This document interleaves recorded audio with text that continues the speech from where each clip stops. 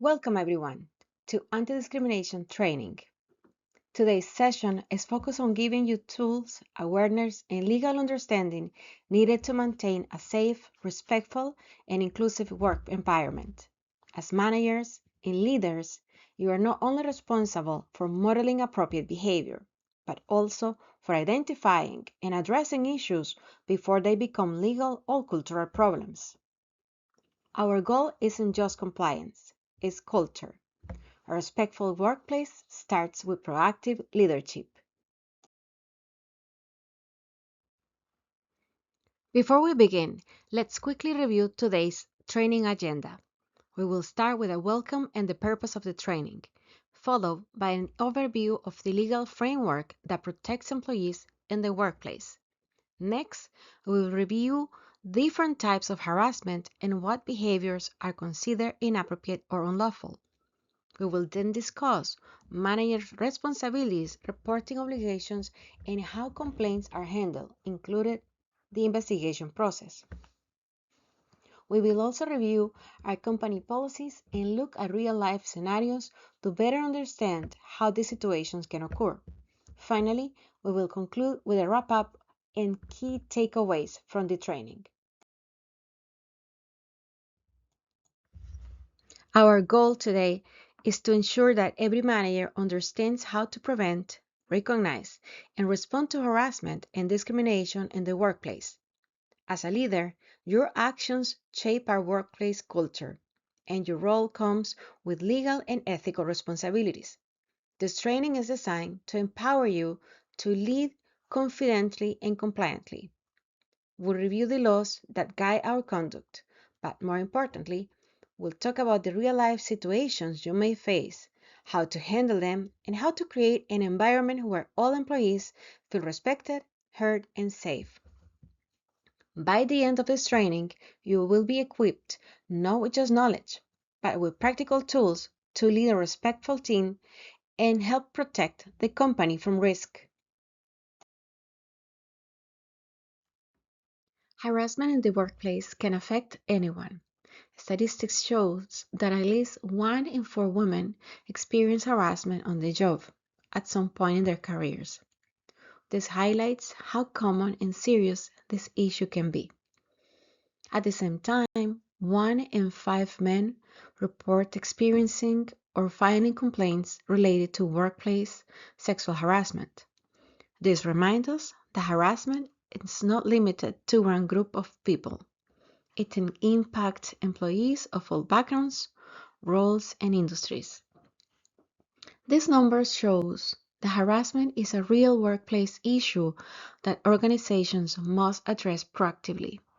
Creating a respectful workplace requires awareness, education, and accountability from everyone, especially leaders and managers.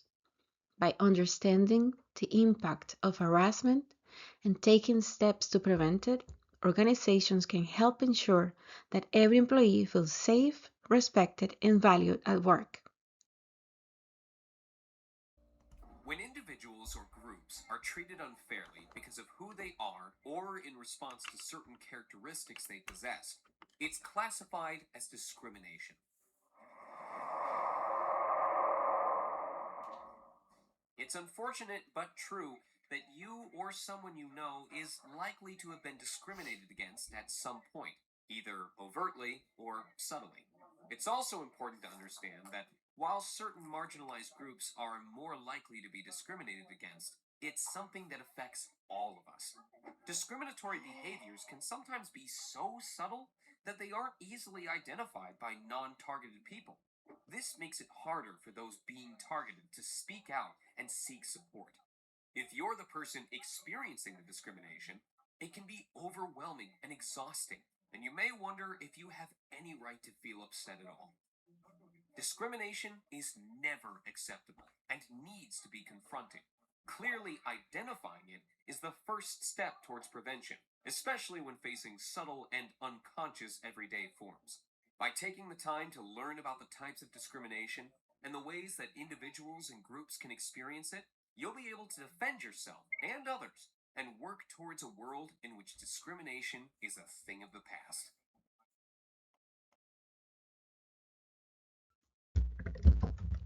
Protected categories, also known as protected characteristics, are personal attributes that are protected under federal and state employment laws.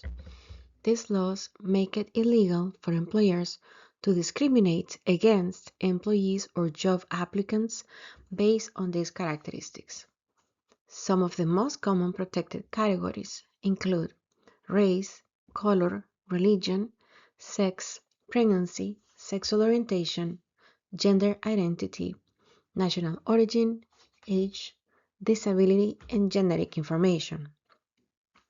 This protection exists to ensure that employment decisions are based on qualifications, skills, and job performance, not personal characteristics that are unrelated to the ability to do the job.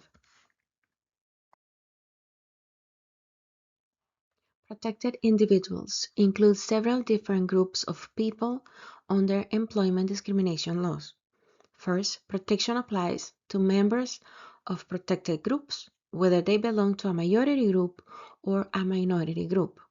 Employment laws protect everyone equally under these categories.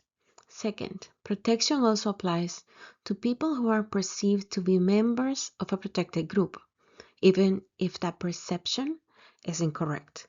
For example, if someone is treated unfairly because others assume they belong to a certain religion or nationality, that might still be considered discrimination. Third, protection extends to individuals who are associated with members of a protected group. For instance, if an employee is treated unfairly because they are married to, related to, or closely associated with someone from a protected group, the situation may also be covered under discrimination laws.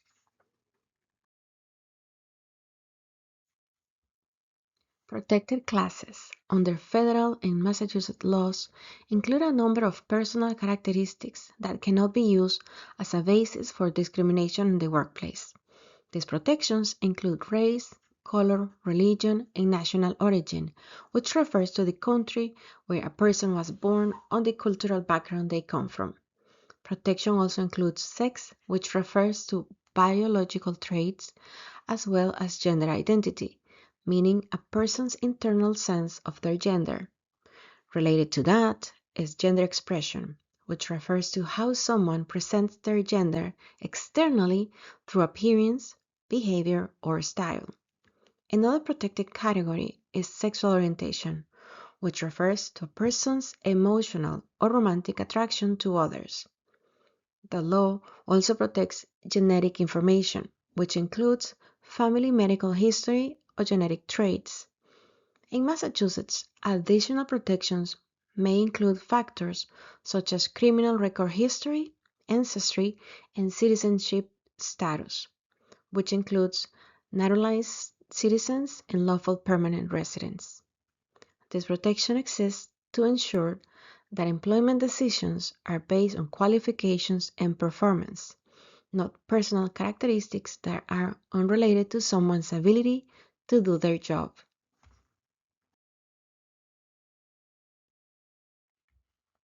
What is discrimination? The Equal Employment Opportunity Commission, also known as the EEOC, defines discrimination as treating someone unfavorably because of certain protected characteristics.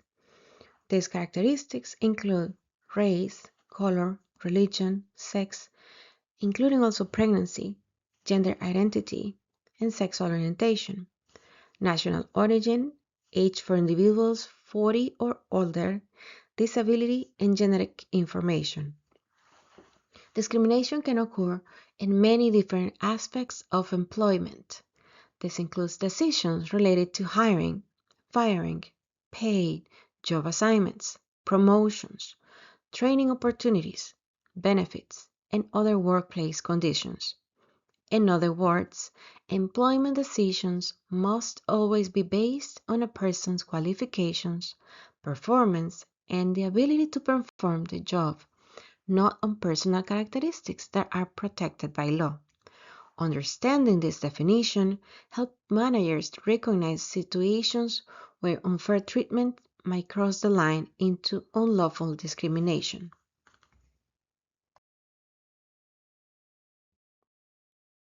There are several common types of discrimination claims that arise in the workplace. The first is disparate treatment or disparate impact. Disparate treatment occurs when an employee is intentionally treated differently because of a protected characteristic. Disparate impact, on the other hand, refers to policies or practices that appear neutral but disproportionately affect a protected group. Another common claim involves harassment, which can be either sexual or non-sexual. Harassment includes unwelcome conduct that creates an intimidating, hostile, or offensive work environment. A third category is failure to accommodate. Employers may be required to provide reasonable accommodations for employees with disabilities, religious practices, or pregnancy related needs, unless doing so would create an undue hardship for the organization. Finally, there is retaliation. Retaliation occurs when an employee experiences negative consequences because they reported discrimination, participated in an investigation, or opposed unlawful conduct. Recognizing these common types of claims helps managers take appropriate action and maintain a fair and respectful workplace. Disparate treatment in the workplace. This one occurs when an individual is intentionally treated differently because of a protected characteristic. In other words, a person receives different treatment not because of their performance or qualifications, but because of who they are. Protected characteristics may include race, gender, age, religion, national origin, disability, or other characteristics protected by law. For example, if two employees with similar qualifications are treated differently, such as one receiving promotions, training, or opportunities, while the other does not, and the difference is based on a protected characteristic, that might be considered disparate treatment. It is important for managers to ensure that employment decisions are based on objective and legitimate business factors such as performance, experience, and job-related qualifications. Maintaining fairness and consistency in decision-making helps prevent discrimination and promotes a respectful workplace environment.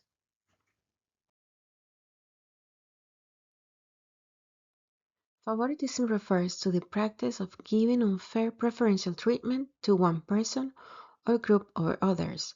This might involve providing special opportunities, recognition, or advantages that are not based on merit, qualifications, or performance. It is important to understand that favoritism by itself is not always illegal unless it is tied to discrimination based on a protected characteristic, such as race, gender, religion, etc. However, even when it is not illegal, favoritism can still create a negative work environment.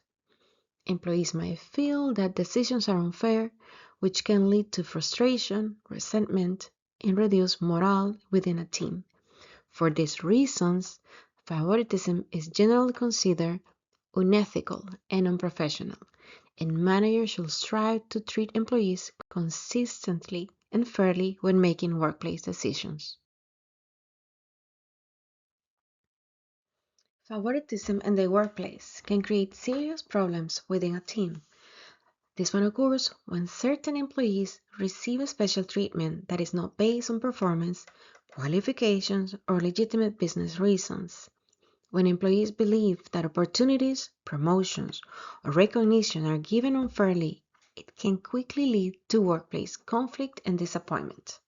Perceived favoritism can also contribute to internal politics and power struggles within an organization.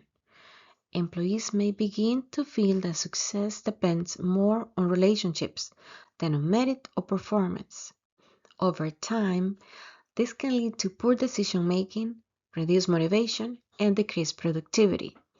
Employees who feel overlooked or treated unfairly may become disengaged from their work. In many organizations, perceived favoritism can become a serious cultural problem because it creates resentment and damages trust among employees. For managers, it's important to ensure that decisions related to assignments, promotions, recognition, and opportunities are based on clear, fair, and consistent criteria. Continuing with the topic of favoritism in the workplace, it is important to understand the broader impact it can have on an organization. Favoritism can eventually lead to legal concerns and a negative work environment, particularly when employees begin to believe that opportunities are not being distributed fairly. When employees feel that certain individuals are consistently favored, it may lead to claims of discrimination, even if favoritism was not the original intention. It can also create a lack of trust in leadership, lower motivation among team members, and reduce cooperation within the team. Managers should remember that treating people fairly not always means treating everyone exactly the same. Employees might have different responsibilities, experience levels, or performance outcomes. However, decisions must always be based on clear, objective, and job-related factors. Maintaining confidentiality when making personal decisions and demonstrating consistency helps build a strong reputation for fairness and professionalism within the workplace.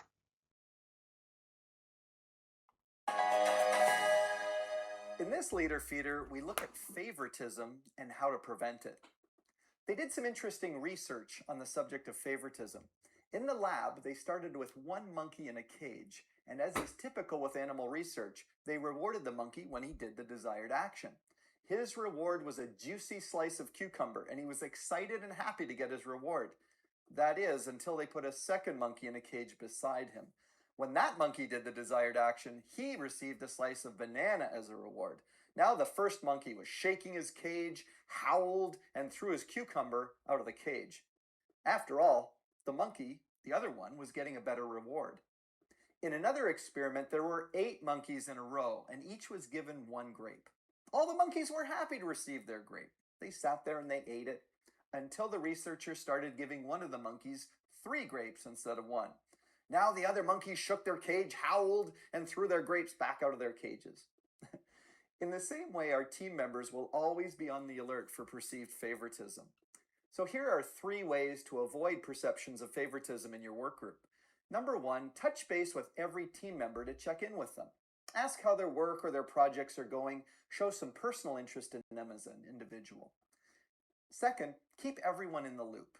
Communicate what's going on in the company and in the department. Being in the loop contributes to being part of the team. And third, cross-train and rotate jobs in the work team. Help all your team members take on new skills and learn and grow, and take on challenging tasks. Avoid giving better assignments to some team members and not to others. Enhancing the capabilities and the flexibility of your work team will make it easier for you to achieve the results and keep the team more content. Since team members are always on the lookout for perceived favoritism, be sure to strive for equality and inclusion across the team. For more valuable resources, including our books, our videos, or our live training workshops, be sure to join our Facebook community and visit us online at frontlineleadership.com. Now, we'll do a quick pop quiz to reinforce some of the key points from the training. Take a moment to consider your answer before moving to the explanation.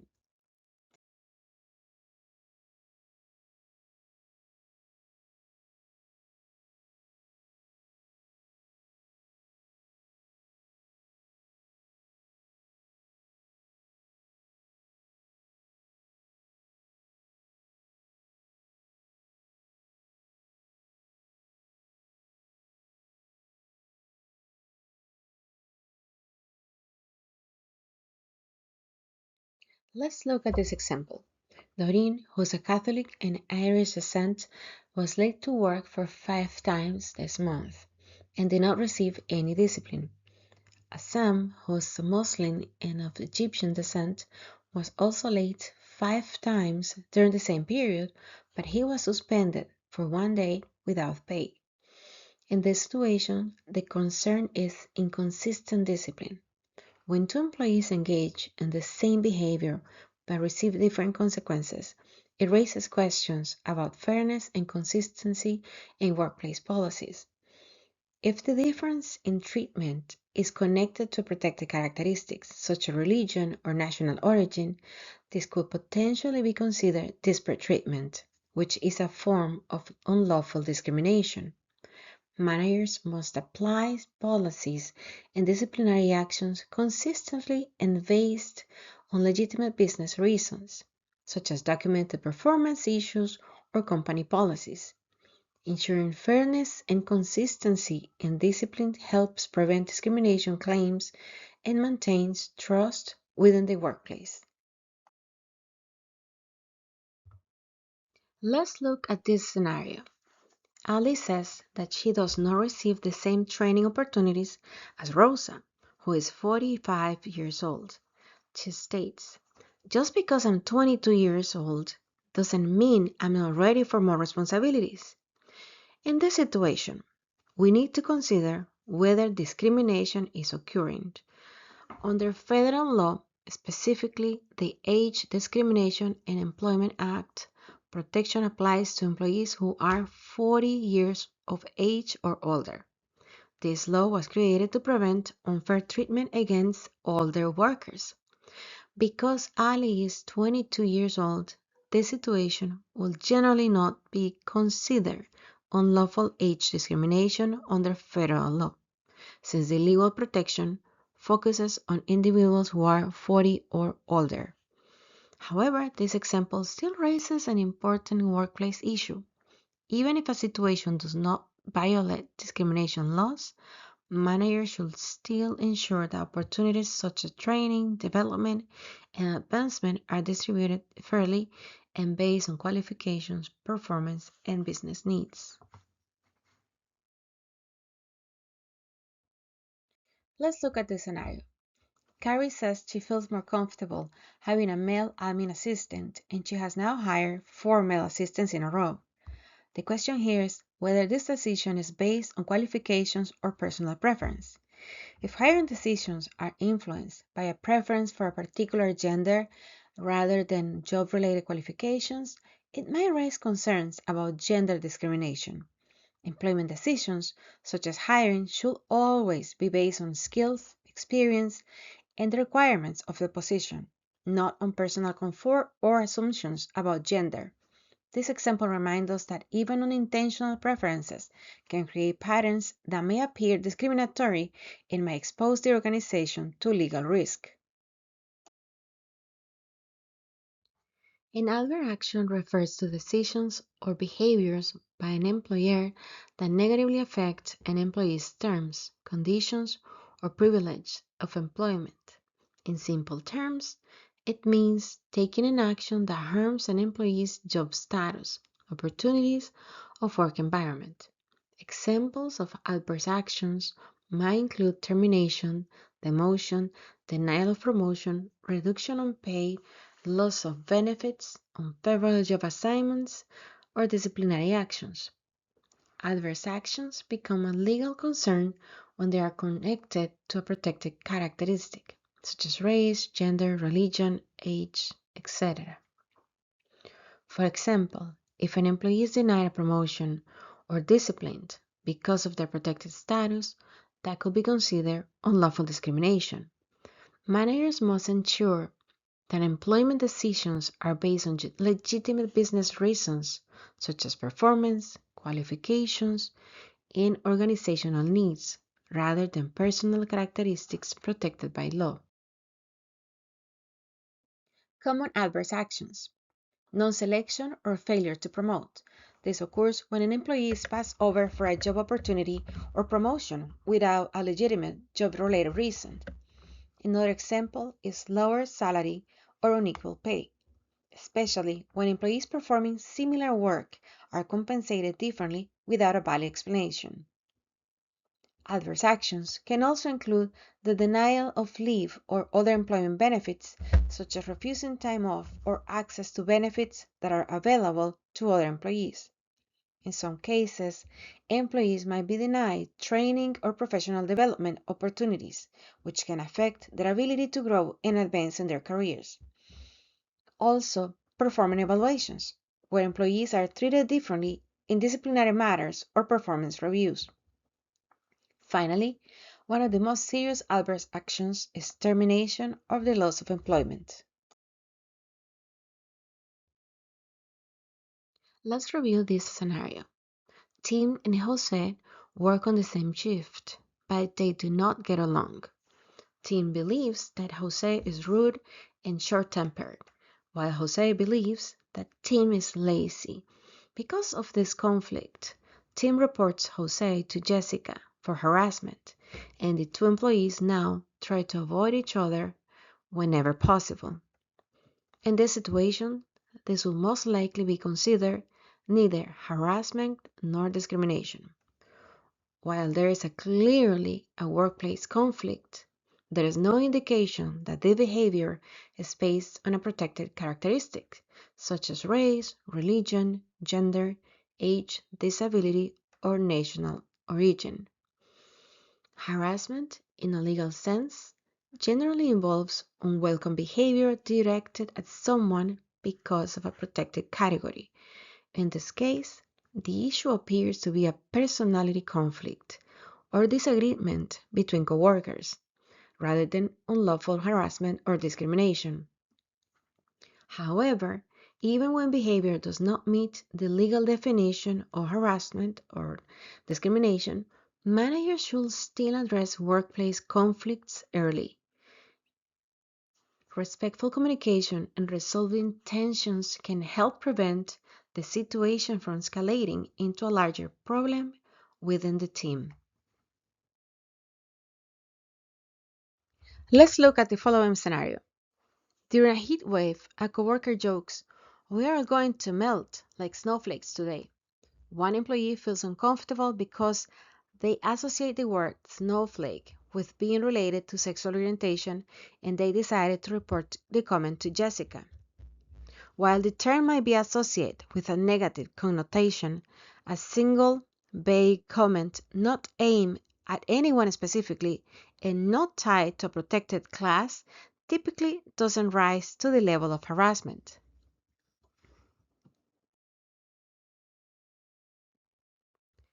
Let's look at the scenario. Ray is upset because he was not selected for extra shifts this week, even though he usually receives them.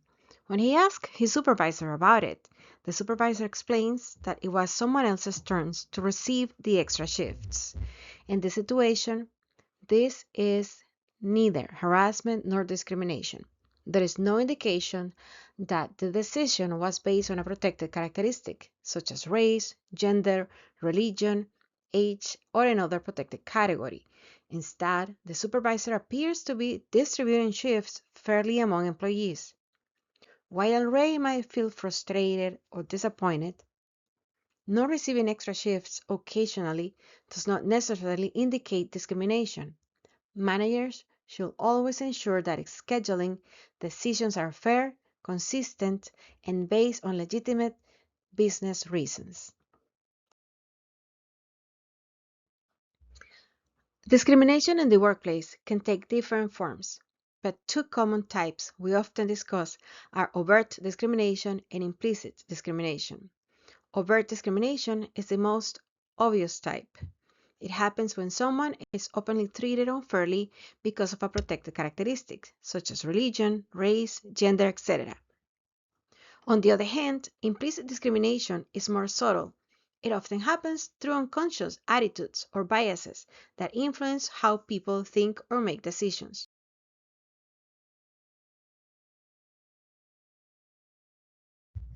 Overt discrimination is easy to spot. It's direct and often illegal. These actions violate company policy and the law, and they create an unsafe work environment.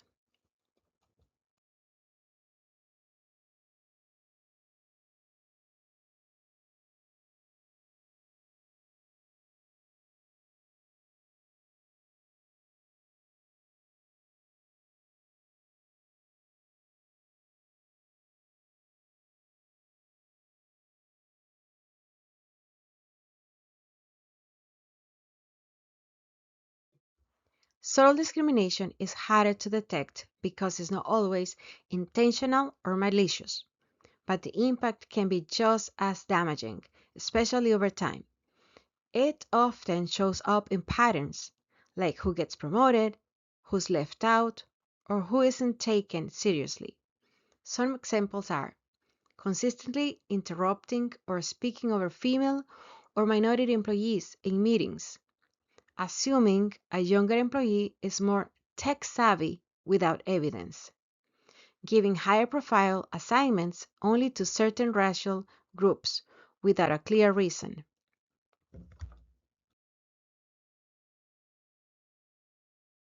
1. A Spanish speaking employee is talking with another Spanish speaking employee during their break. While they're having this conversation, another employee named Mike rolls his eyes and says loudly, "This is America. Speak English like the rest of us." This situation raises concerns about national origin harassment. Language is often closely connected to a person's national origin or cultural background, which is a protected category under federal employment discrimination laws. Making negative or hostile comments about someone speaking their native language can create a disrespectful or hostile work environment. Harassment includes any unwelcome conduct, words, gestures, emails, jokes, memes, or physical actions that offend or make someone uncomfortable. Even things that seem like small jokes can cause big problems if they make someone feel unsafe or unwelcome at work.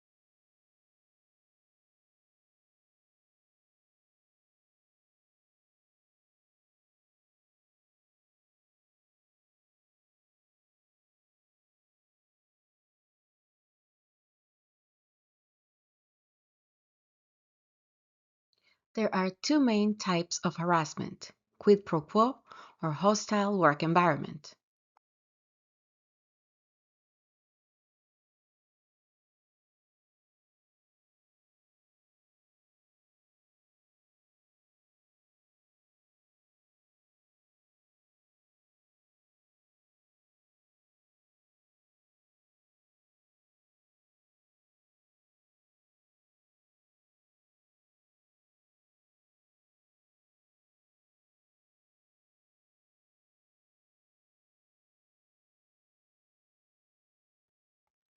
Quid pro quo harassment is a form of workplace sexual harassment referring to a situation where someone in a position of power, like a manager or supervisor, offers or threatens job benefits or consequences in exchange for sexual favors or romantic attention.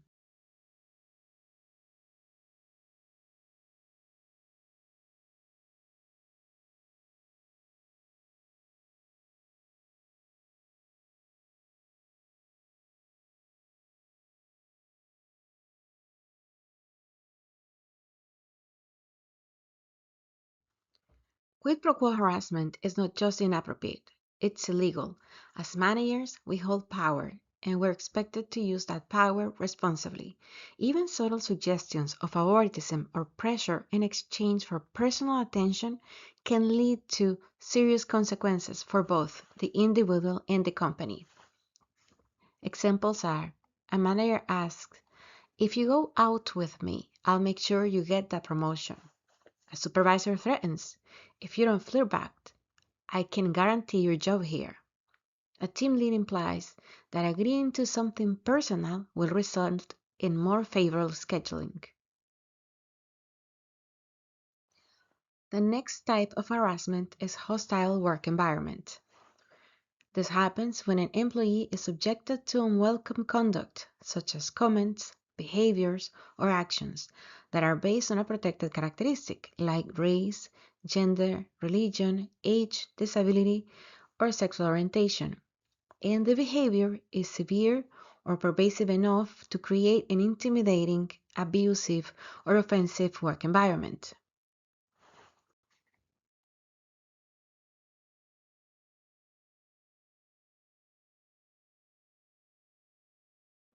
There is a fine line between workplace antics and sexual harassment. Jokes can turn into harassment if the remark is offensive or becomes repetitive. Unfortunately, a lot of people endure sexual harassment during their careers. In fact, 43% of men experience sexual harassment or assault at some point in their lifetimes. This pales in comparison to the 81% of women who reported the same. The U.S. Equal Employment Opportunity Commission, or the EEOC, created several laws making it illegal to harass a job applicant or an active employee. Speaking of which, 2022 saw several sexual harassment lawsuits and settlements. Hi everyone, I'm Elia from eTactics, and today I'm going to tell you about 3 examples of sexual harassment lawsuits. Before we get started, make sure that you subscribe to our YouTube channel by clicking the button below. Also, hit that alert bell icon so that when we post new helpful content, you get notified.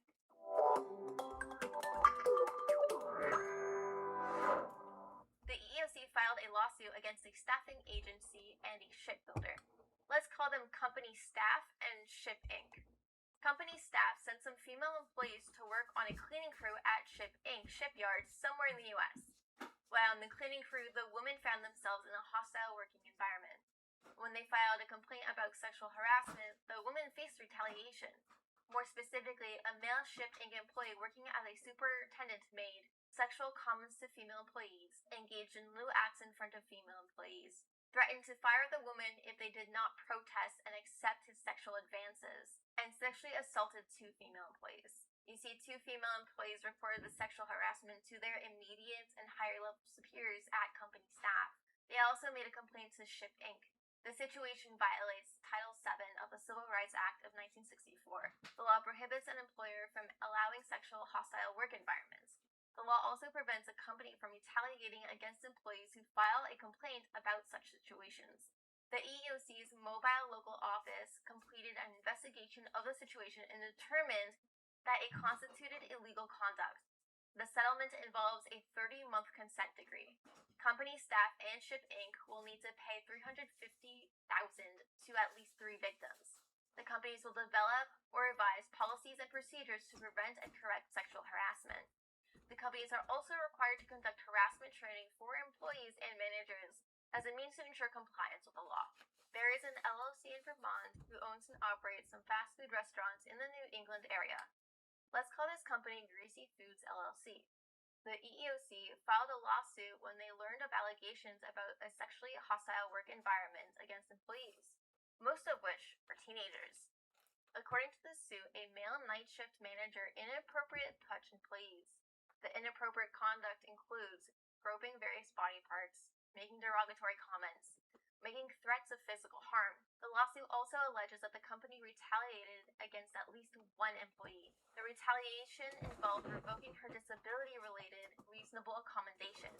The company then forced her to quit after she made complaints about the company's actions. Greasy Foods, Inc. settled with the EEOC. The settlement requires the company to reform its business practices to prevent further harassment. The settlement requires the company to establish a settlement fund of $1.2 million for the victims of the harassment. The company will pay $125,000 in civil penalties and legal fees to the state of Vermont. The personal estate of another victim will receive a separate $275,000. In total, the company must now pay $1.6 million in damages. A Virginia-based healthcare and wellness provider, let's call them Military Health, provides healthcare to military service members. A male employee subjected a female coworker to sexual harassment in 2018. The alleged sexual harassment took the form of both verbal and physical harassment. Unfortunately, there's no more information about the situation. According to a lawsuit filed by the EEOC, Military Health failed to take appropriate action after learning of the harassment. When the woman filed a complaint, the company retaliated against her. Such a situation violates Title VII of the Civil Rights Act of 1964. It's illegal to discriminate based on sex and retaliate against someone reporting this discrimination. Under the 2-year decree, Military Health agreed to pay $60,000 to the victims and provide other relief. The company agreed to place more effective measures to address and prevent discrimination in the workplace, including reviewing, revising, and implementing company policies and addressing discrimination and harassment, making a clear explanation of prohibited conduct, ensure to make prompt corrective action, outline an internal complaint process, make a centralized tracking system for complaints, and provide provide anti-discrimination training. Sexual harassment lawsuits are more common than we care to admit. They can happen to any industry across the nation and in companies of any size. Many victims receive monetary compensation for all of the abuse they endured. Some organizations receive further punishments through a variety of reporting and stipulations. After implementing preventative steps to mitigate harassment situations, it is important to remind all staff members to do their part. If you see something, say something. File a complaint and make sure that your employer investigates. If you'd like to learn more about sexual harassment in the real world and how to get training to prevent harassment, reach out to Tactics. And you've already made it this far into the video, so you might as well like it, share it, and comment below.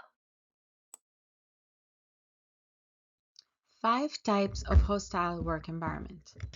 Verbal harassment, like offensive jokes, slurs, or name calling, comments about someone's body, accent, religion, or personal life, repeated sexual innuendos or crude remarks, visual or written harassment, offensive emails, texts, or social media messages, inappropriate posters, memes, or drawing display at work, physical harassment, unwanted touching, blocking someone's path, invading personal space, physically intimidating behavior meant or to threaten or provoke, psychological or emotional harassment, gaslighting or constant criticism, intentionally isolating or excluding someone, discriminatory harassment based on a protected characteristic, targeting someone because of their race, gender, religion, sexual orientation, disability, etc.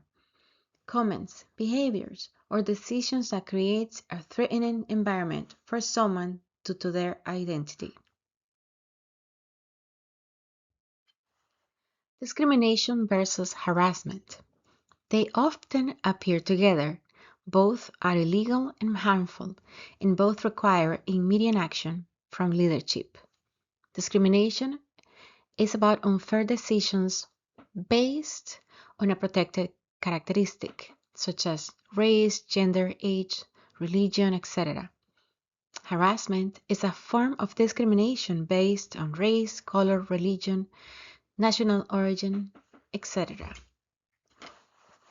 Harassment isn't always loud or obvious, can be subtle, ongoing, and often brushed off as jokes or just the way someone is, but the impact is real. Discrimination versus harassment. Both violate workplace policy and the law. Whether overt or subtle, both harassment and discrimination erode trust, morale, and productivity. Both must be addressed with equal seriousness by leadership.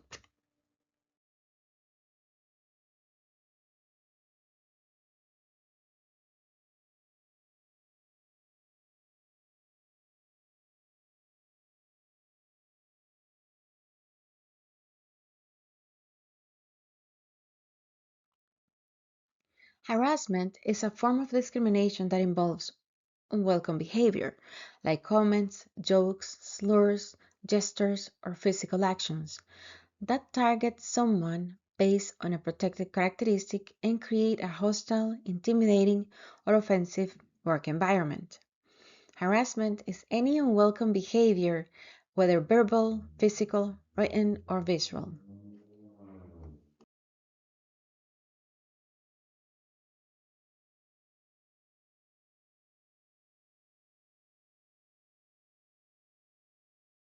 Examples of discriminatory harassment: racial slurs, jokes, or offensive comments, mocking someone's accent or religious attire, displaying offensive images or symbols, repeated unwanted comments about someone's age or gender, using stereotypes to demean or exclude others.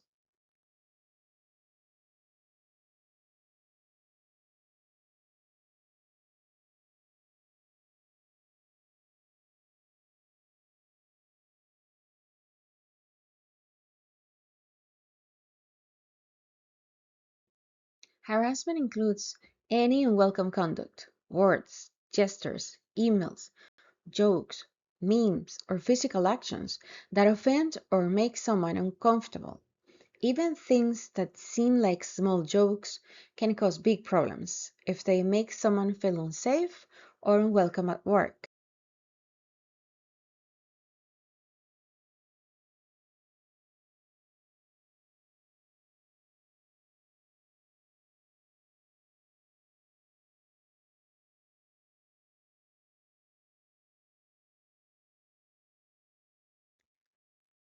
Verbal harassment include using racially derogatory words, phrases, or epithets directed at an individual or group. These types of comments are offensive and can create a hostile work environment. Another example is making negative comments about a person's religious beliefs or criticizing the holidays or practices that someone observes. Harassment may also involve expressing negative stereotypes about a person's birthplace or ancestry, which can target someone's national origin. In some cases, verbal harassment includes negative remarks about a person's age, suggesting that someone is too old or too young to perform their job. It may also involve derogatory or intimidating references to someone's physical or mental disability, which can be both discriminatory and harmful. Finally, negative comments about a person's gender, pregnancy, or related conditions can also constitute verbal harassment. Comments like these can undermine respect in the workplace and contribute to a hostile environment. 35% of employees feel that they've experienced harassment. This figure is even higher for women, as 41% say that they were victims. Often, this workplace harassment is verbal.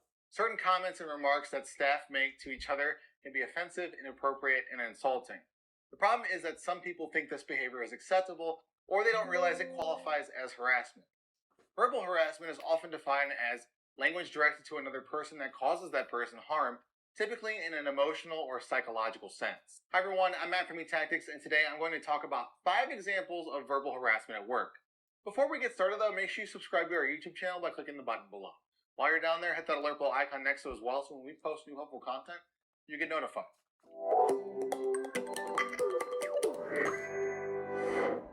Now, like I mentioned before, some people don't realize that some language qualifies as harassment. This includes jokes. In fact, 32% of people are unaware that jokes can be sexual harassment. Because not everyone knows that certain jokes are inappropriate for the workplace, they may end up defending themselves after an insulting remark. Perhaps you've heard of someone at work say one of the following lines, or you've said them yourself. It was just a joke. You take things too seriously. I'm only kidding. Sure, sometimes these jokes don't have malicious intent, but rather were just a poor choice of words. But other times, jokes are an attempt to conceal mean-spirited comments or opinions. Some employees may have malicious intentions with their remarks, but try to disguise it as a joke so it seems less harmful. But really, it still hurts the person they're harassing.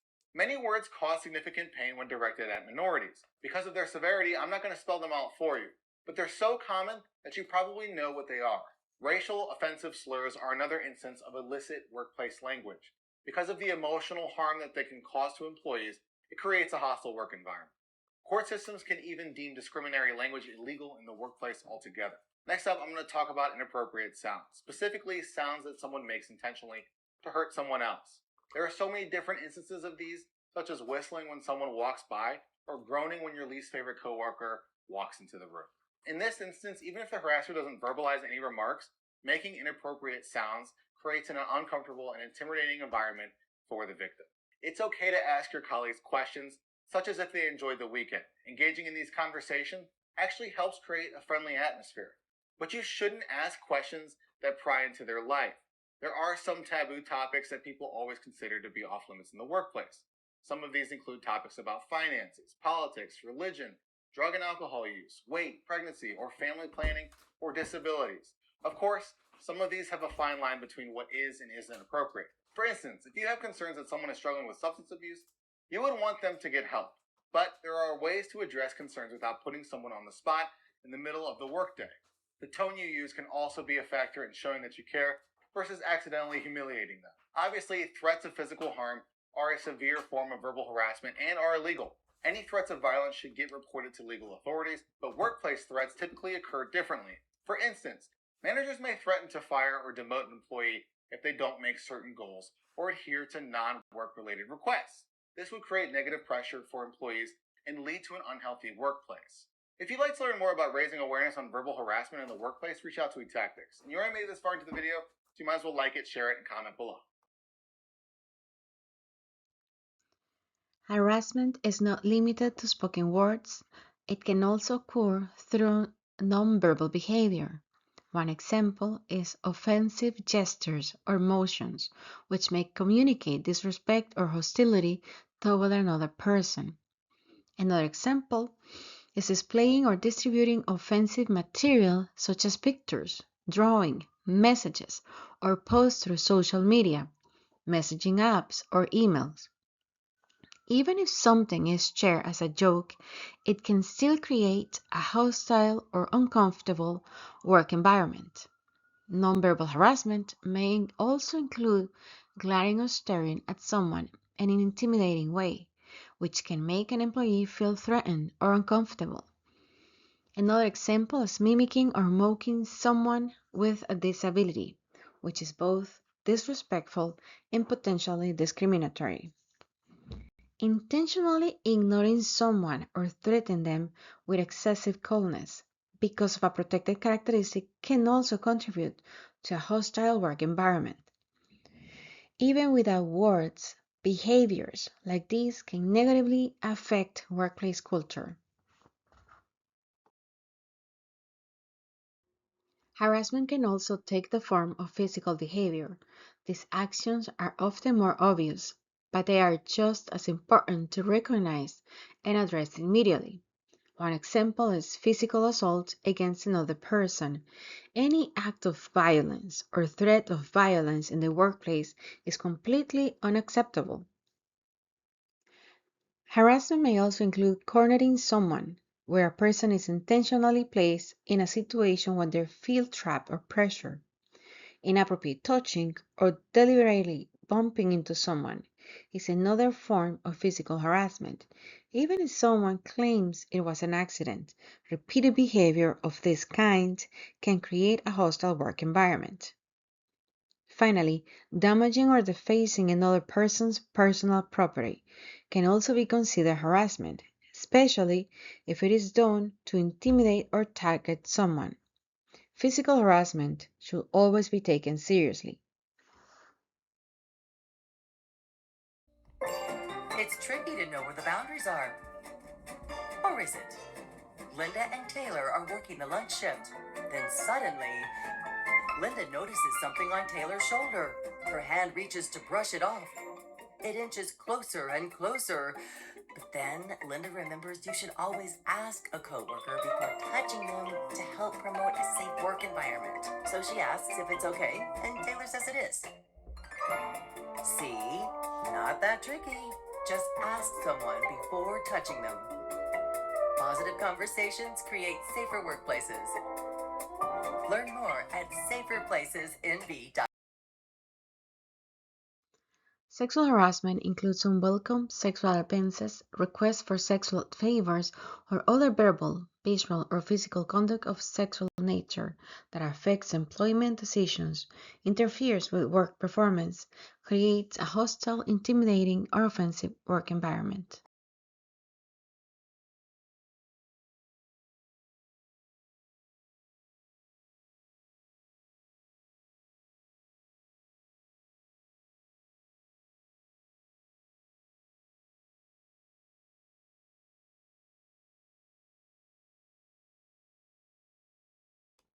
Because recently I was on the train and I had my big bag next to me and I turn around and at the time I didn't notice he was watching me. I thought he was watching me because my bag was there and he wanted to sit down. Yeah. So I turned around and I said, do you want to sit down? And he said, I would love to.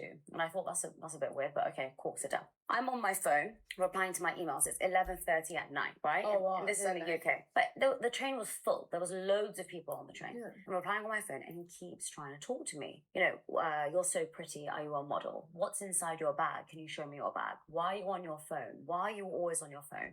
Do you not believe in connection? All of this stuff, Just right? a random guy. A random guy is about 40. What job do you have?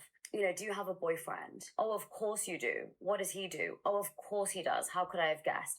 So every question was like getting a bit more intrusive. And then at one point he was like, look at the way your eyes are staring at the keyboard. You're typing so quickly. And I was just like looking at him thinking, what on earth? Now, I've been in a situation a few times. I wouldn't say it happens all. It's Examples of sexual harassment: nonverbal, looking someone up and down, staring at someone's body, blocking a person's path or invading their space, following a person, giving sexual gifts, making facial expressions, winking, throwing kisses, licking lips, making sexual gestures with hands or through body movements.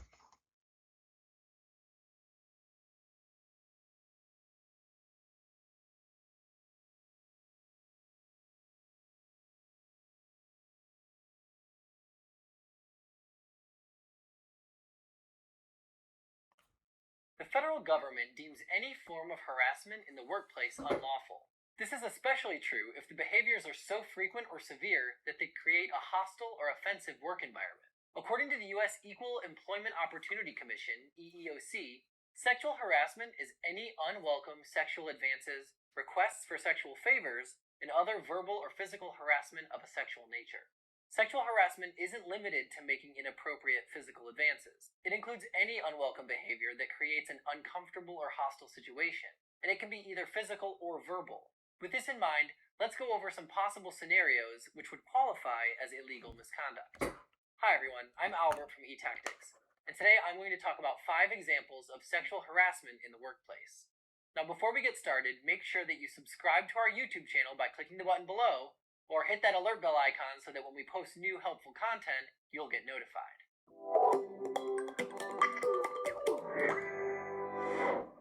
Sharing explicit and inappropriate sexual images or videos with coworkers is a form of harassment. Because these are usually digital, this can even occur outside of working hours. Sending this content through a text or message outside of work still qualifies since it makes for an uncomfortable situation between colleagues. This is especially true as more companies shift to remote environments. It doesn't matter who's in the image or video either. Whether it contains the person who's sharing the content, another coworker, or a total stranger, it's still inappropriate. Yes, this means that even showing an explicit image of a celebrity is off limits.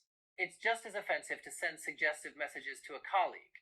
This could be through an email, a letter, a note, a text message, social media, Google Chat, any other form of communication. As you can see from this list, it can be a physical or digital message. Again, the form of communicating doesn't really matter since any method would create discomfort for the recipient. I don't know about you, but I work in a cubicle like many other Americans. I personally don't decorate my cubicle, but many of my coworkers put up images of their families, artwork, inspirational quotes, memes, comics, you get the idea. Thankfully, these examples are harmless. But that isn't to say that every company's employees display tasteful images. Just like it's offensive to send this type of content to someone, it also shouldn't be visible to people within the office. It would make anyone uncomfortable if they get greeted with these images when they visit that coworker's desk. Some people don't know what kind of jokes can qualify as harassment. Sexual humor of any kind would fall into the category of comments that you shouldn't make. This includes jokes about gender, sexual orientation, or sexual activity. A jury could deem this lewd language unlawful. One isolated comment wouldn't qualify as harassment unless it was severe. But when this language persists, especially despite complaints or warnings, then it could turn into a lawsuit.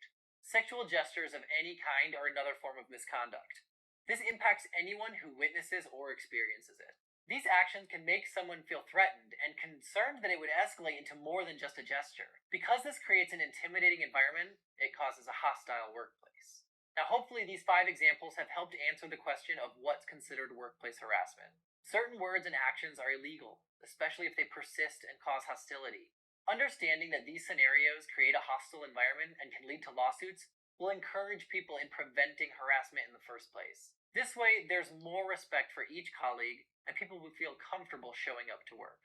If you'd like to learn more about what is considered workplace sexual harassment and non-sexual harassment, reach out to eTactics. And if you've already made it this far in the video, you might as well like it, share it, and comment below. Examples of sexual harassment. Verbal. Referring to an adult as a girl, hunk, babe, or honey. Telling sexual jokes or stories. Whistling at someone. Making catcalls or kissing sounds. Asking a person about or sharing your own sexual fantasies, preferences, or history.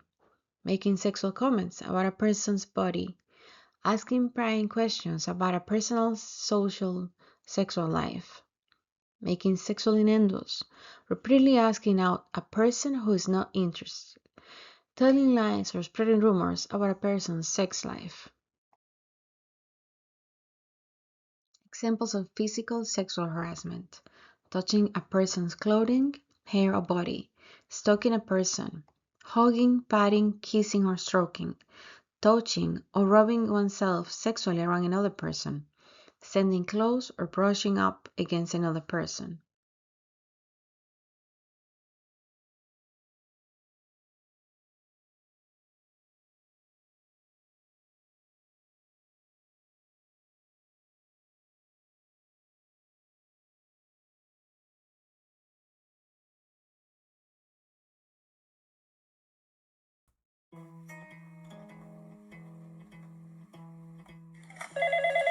Hello, sir. Hello, Jennifer. Would you kindly report to my office in 5 minutes? Of course, sir. Oh, good. You're here. Take a seat. Are you aware that you are up for a promotion this month? Yes, sir. Then you must also be aware that the competition is very stiff. So, what's your plan? Well, I trust management to make the right decision. You must be as unambitious as it gets then. I beg to differ, sir. Then prove it. Use what you have, huh? To guarantee what you want. I am afraid I don't understand what you mean, sir. A woman as beautiful as you can't possibly be so naive. In that case, your proposition has come to the wrong person. Now you're overreacting. We are merely two adults having a As conversation. the HR manager, you know that this is an abuse of your power. So I really hope that you are able to defend yourself when the MD hears all about this. Oh, and do have a nice day, sir.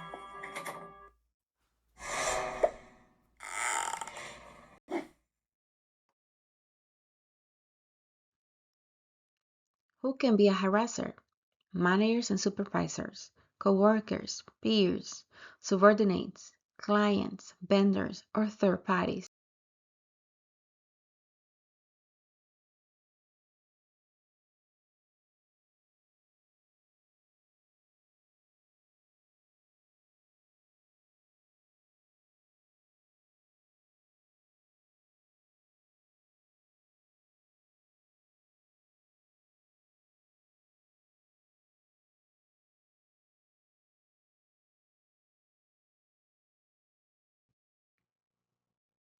Let's review this scenario. Maria works at a tire recycling plant and is one of the few female workers operating machinery. While she's doing her job, a male coworker mutters, "They shouldn't let women do this kind of work. She's going to mess something up or get hurt." This type of comment raises concerns about gender-based harassment or discrimination. The statement reflects a stereotype suggesting that women are not capable of performing certain types of work. Comments like this can undermine an employee's credibility and create a disrespectful or hostile work environment. Even if the comment was said quietly or intended as an opinion, remarks that question someone's ability because of their gender can contribute to a workplace culture that discourages equal opportunity. Employees should be evaluated based on their skills, training, and job performance, not assumptions about gender.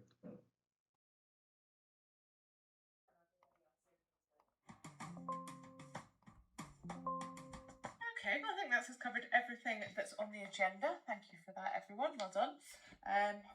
Oh, yes, I know what I was going to say. There's a few of us going to the Feathers tonight for a few drinks. So if any of you'd like to join us, that'd be great.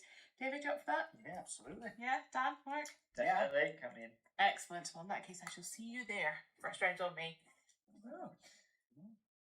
That's the first. Make mine a double.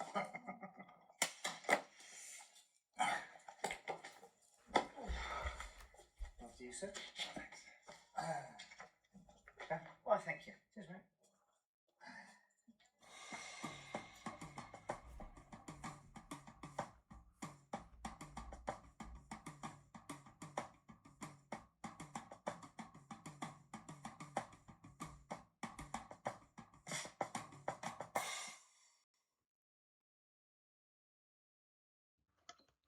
Now let's review bias for a moment, as most discrimination begins with bias. If people don't understand what bias is, they can't recognize how it drives unfair decisions or behavior. Many employees don't think they're biased because they associate bias only with intentional prejudice. As managers, being aware of our own bias will help everyone understand that even well-meaning people can act on unconscious assumptions. By defining bias early, especially unconscious bias, the conversation moves from who's at fault to how can we do better, creating a safer space for learning. Bias isn't always about malice, it's about mental shortcuts. Our goal today isn't to shame anyone for having bias, it is to understand, take responsibility for it, and prevent it from shaping unfair treatment in the workplace.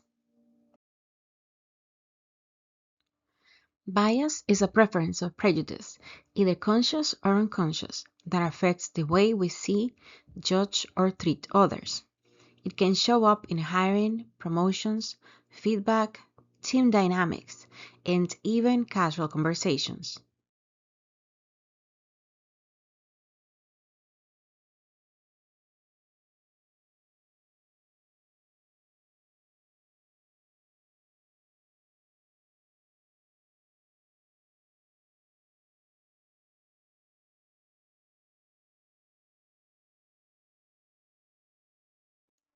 Let's take a look at this scenario.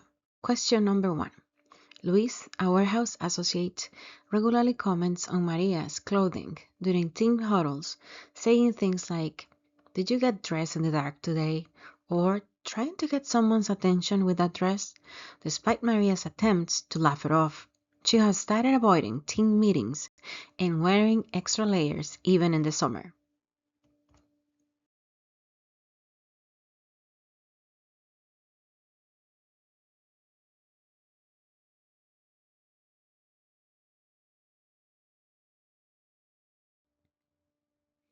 This is harassment. The scenario describes gender-based comments that are repeated and unwelcome. These comments contribute to a hostile work environment for Maria, a key characteristic of harassment under the law. Luis repeatedly made comments about Maria's clothing during team meetings. Even if the comments are framed as jokes, they are directed at her in front of others and focus on her appearance. Over time, this behavior begins to affect Maria. She starts avoiding team meetings and changes how she dresses in order to avoid the attention. This is an important sign that the conduct is unwelcome and creating discomfort in the workplace. Question number 2. Some of the guys are talking about politics from their home countries. Diego says, "Hey, I don't want to talk about that at work. It gets people too upset." The group now stops their conversations whenever Diego is around. Diego notices this and thinks they're talking about him.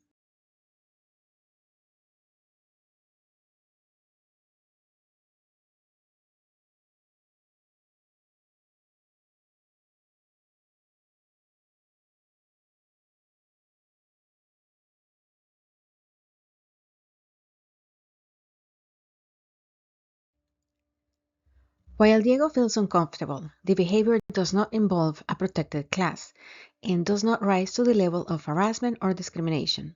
This is a workplace misunderstanding or interpersonal conflict.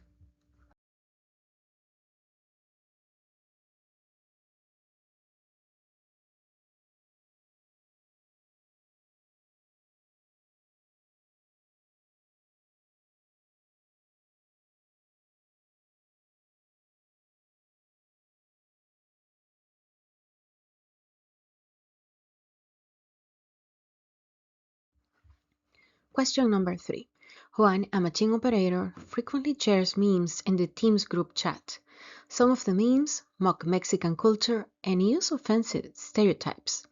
Several workers stop responding in the chat, and one employee, Angel, mentioned to another, Michael, that he feels targeted.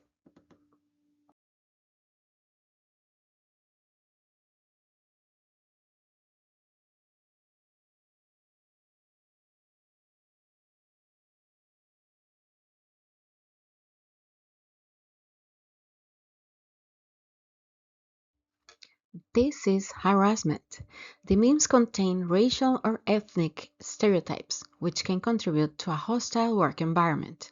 This behavior is considered harassment under most workplace policies and laws.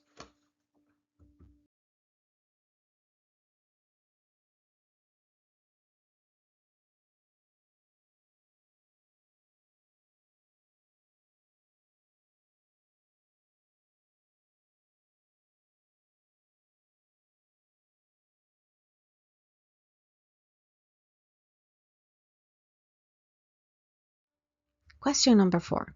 During break, Martin says, "This day is dragging," out loud.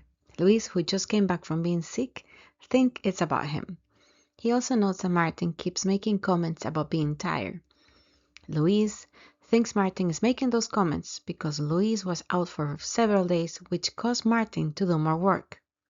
Luis also notices that Martin isn't being talkative anymore. Is this harassment, discrimination, or neither?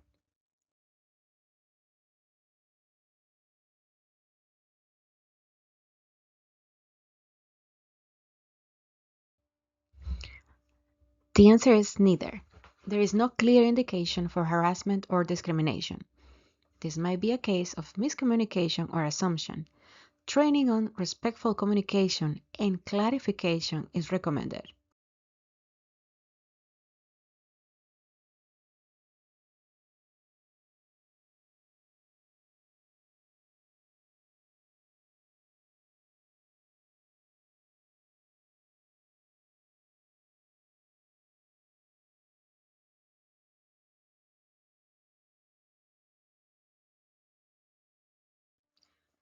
Question number 5. Mario's supervisor frequently invades his personal space. From Mario's opinion, standing close behind him while he works and often resting his hands on his shoulder when giving feedback. Mario tried to work odd hours to avoid him. Is this harassment, discrimination, or neither?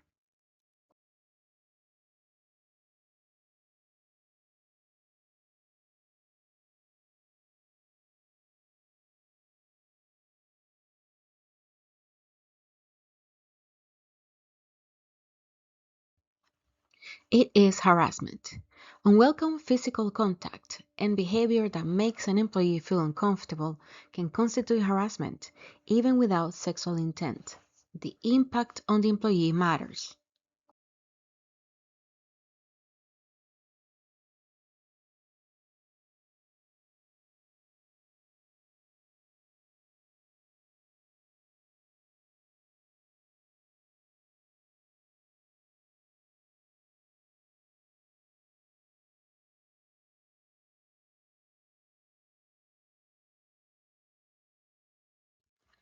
Question number 6. After noticing some tires left in unsafe piles, the supervisor calls one out in front of the group and says, "You need to stack the tires more carefully. Someone could get hurt. Fix this." Is this harassment, discrimination, or neither?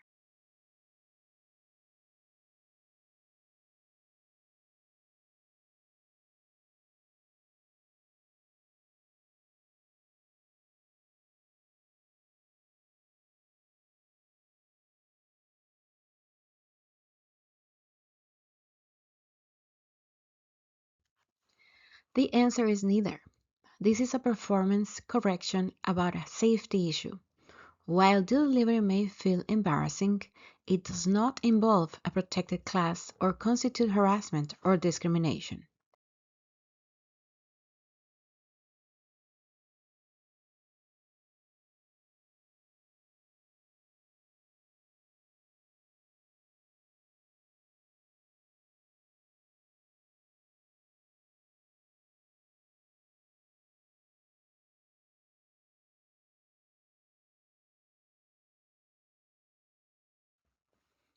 Question number 7. Carlos likes to get things done quickly and move to the next pile of tires, while Mateo prefers to take his time and clean as he goes. They argue and avoid working near each other. Is this harassment, discrimination, or neither?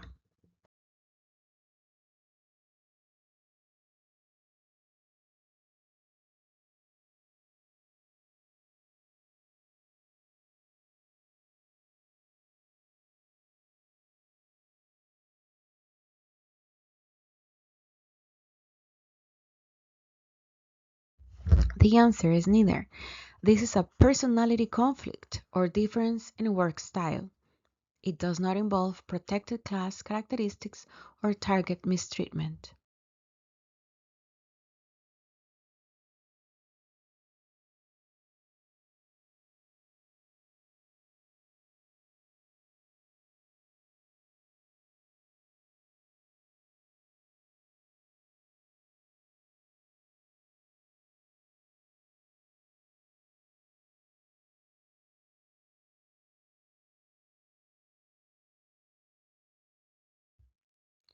Question number 8. After emailing Jessica about a coworker's offensive behavior, Julio noticed he was no longer offered overtime. His manager stopped responding to his status reports, and his promotion, which had been in progress, was suddenly put on hold with no explanation. Is this harassment, discrimination, or neither?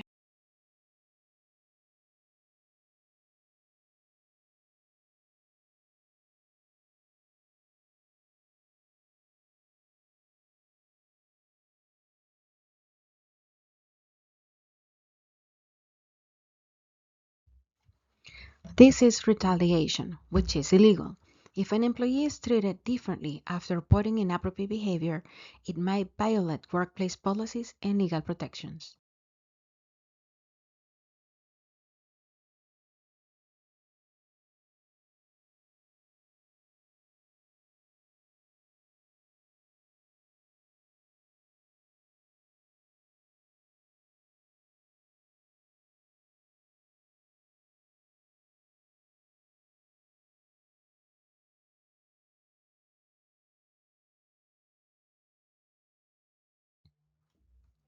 Question number 9. Samir takes a few minutes during lunch to pray in a quiet corner of the break room. A group of coworkers imitates him by bowing and making exaggerated chanting noises. His manager sees this, chuckles, and tells Samir, maybe you should do that at home. Samir starts skipping his prayers out of fear of being ridiculed. Is this harassment, discrimination, or neither?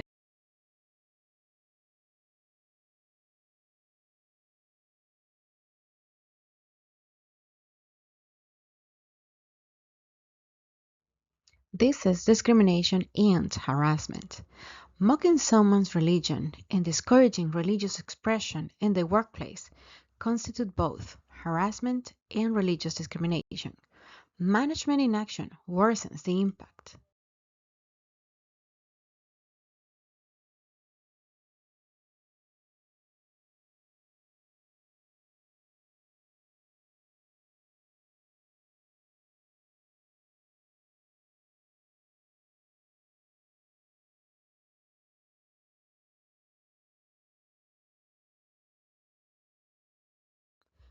Question number 10. Maria, who's originally from the Dominican Republic, often hears jokes like, say that again, but slower this time, or are you casting a spell in Spanish? A coworker once mimicked her praying in Spanish. She's laughed along before, but recently asked them to stop and was told she was too sensitive. Is this harassment, discrimination, or neither?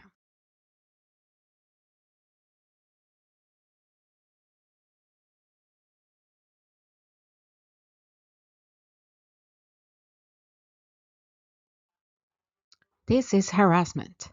Repeated jokes and mockings of someone's language or national origin can create a hostile environment and are considered harassment, especially after being told to stop.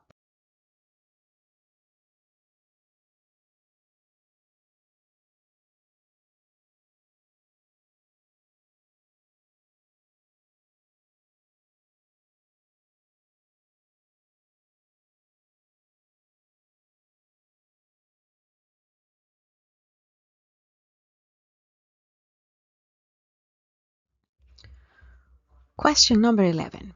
During a lunch break, Julio shows coworkers a meme with a half-naked celebrity and jokes about bringing that energy to the next team meeting. He also texts a suggestive gift to the whole team with the subject line, Happy Friday. One team member is visible uncomfortably and deletes the text immediately. Is it harassment, discrimination, or neither?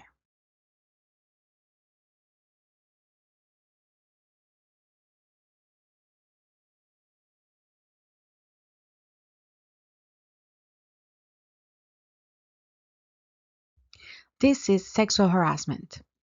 Sexual or suggestive content in the workplace can create a hostile environment, especially if it is unwelcome or makes others uncomfortable.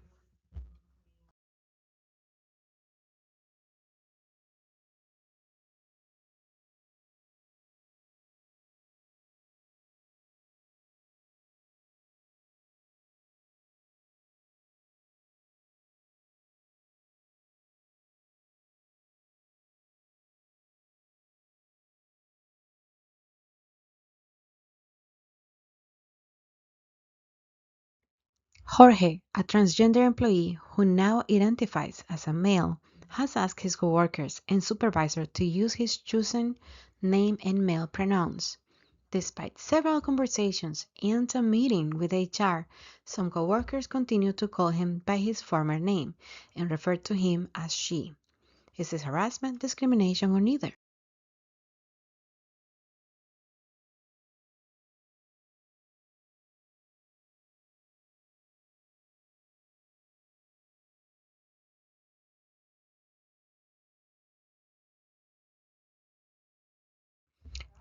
This is discrimination and harassment.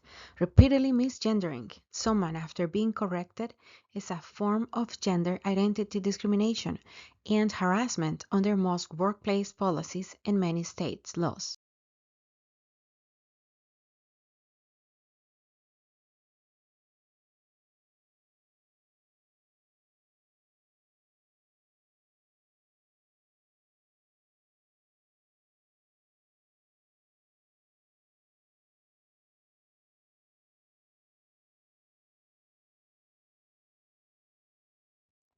Question number 13. Every morning, Jose greets his coworkers with "Good morning" and a smile. Most reply back, but Marcos, a forklift operator, often walks by without saying anything. Jose starts to feel ignored and wonders if it is personal. Is this harassment, discrimination, or neither?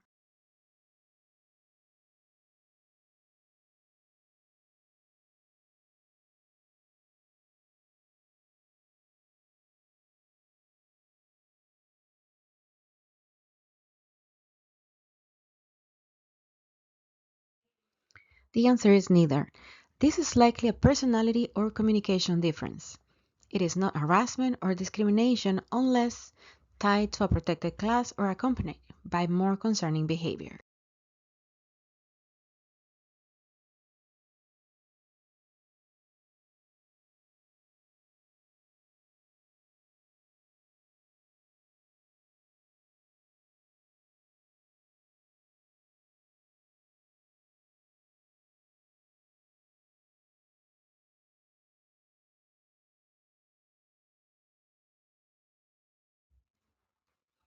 Question number 14.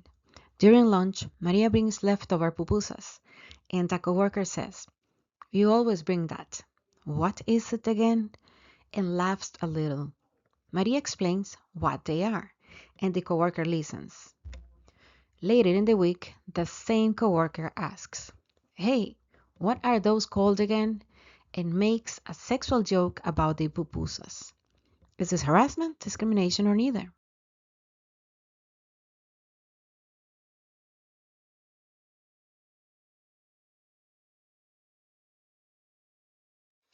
This is harassment. The situation becomes harassment when the coworker makes a sexual joke about the pupusas. Even if the first comment seemed like curiosity, the later comment introduces sexual language that is inappropriate for the workplace. Workplace standards require employees to avoid sexual jokes, offensive comments, or remarks that could embarrass or target others.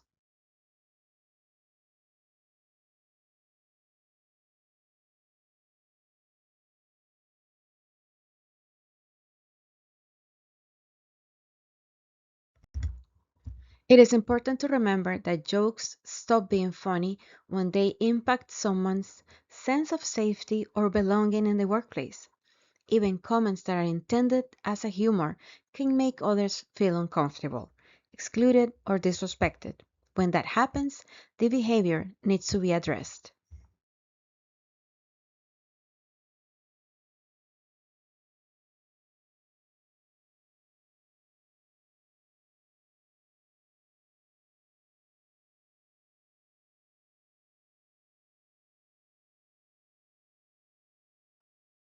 Workplace bullying is repeated mistreatment of one or more employees using humiliation, intimidation, and denigration of performance.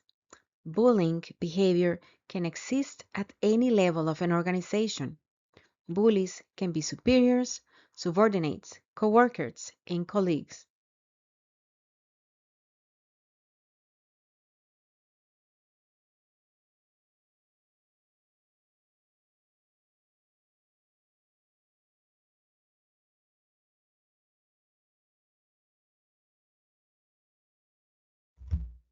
Some examples of bullying include verbal abuse and profanity, humiliation, constant criticisms or teasing, gossip, stealing the credit for work performed by the victim, personal and professional denigration.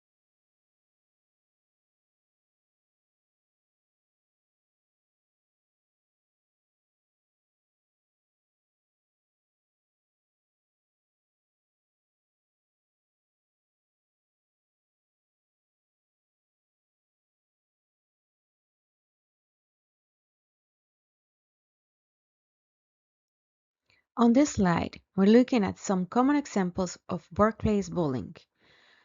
Overt threats, where someone uses intimidation or threatening language toward another employee. Assignment of unrealistic workloads, aggressive emails or written messages. Professional exclusion or isolation, sabotage of someone's career or financial status.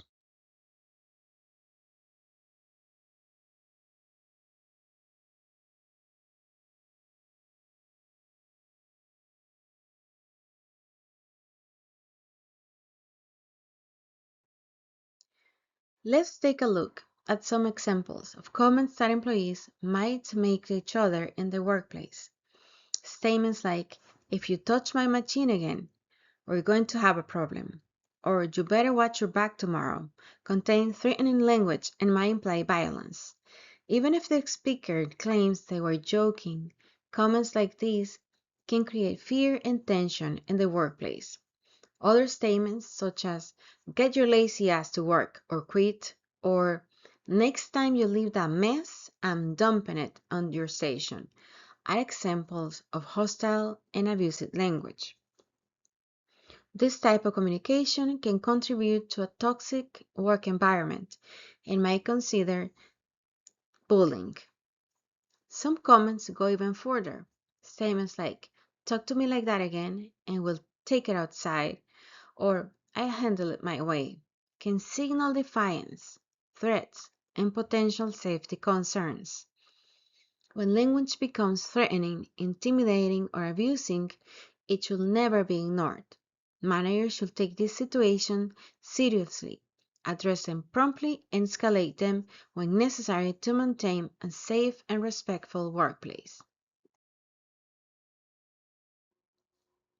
Let's also look at examples of problematic communication from managers to employees. Managers hold positions of authority, which means the way they communicate carries significant weight. Statements like, you screw up again and I'll make sure you're working weekends for the next month, or you're lucky I don't write you up every day, came across as threatening or abusive, even if the manager believes they're simply trying to enforce standards. Other statements, such as, you keep complaining and I'll replace you with someone who doesn't, may discourage employees from reporting legitimate concerns. This type of language can border on retaliation and might prevent employees from speaking up about workplace issues. Comments like, if I hear about it again, we're going to have a different kind of talk, are especially concerning because they suggest intimidation or potential threats. Communication like this matters because it can create fear, emotional stress, and a hostile work environment. It may also expose the organization to legal and compliance risks. When interacting with individuals from different cultures, backgrounds, and environments, people need to be aware that there are different interpretations of words and actions. Understanding what these differences are is so important in both our personal lives and in the workplace. Cultural awareness training focuses on scenarios to help make employees aware of their actions, words, and body language when interacting with people of different backgrounds. Because training is often situational, you need to include these problem-solving questions. Your team will likely answer them better since they require critical thinking. Hi everyone, I'm After Me Tactics, and today I'm going to share 5 examples of cultural awareness questions. Before we get started though, make sure you subscribe to our YouTube channel by clicking the button below. While you're down there, hit that alert bell icon next to it as well, so when we post new helpful content, you get notified.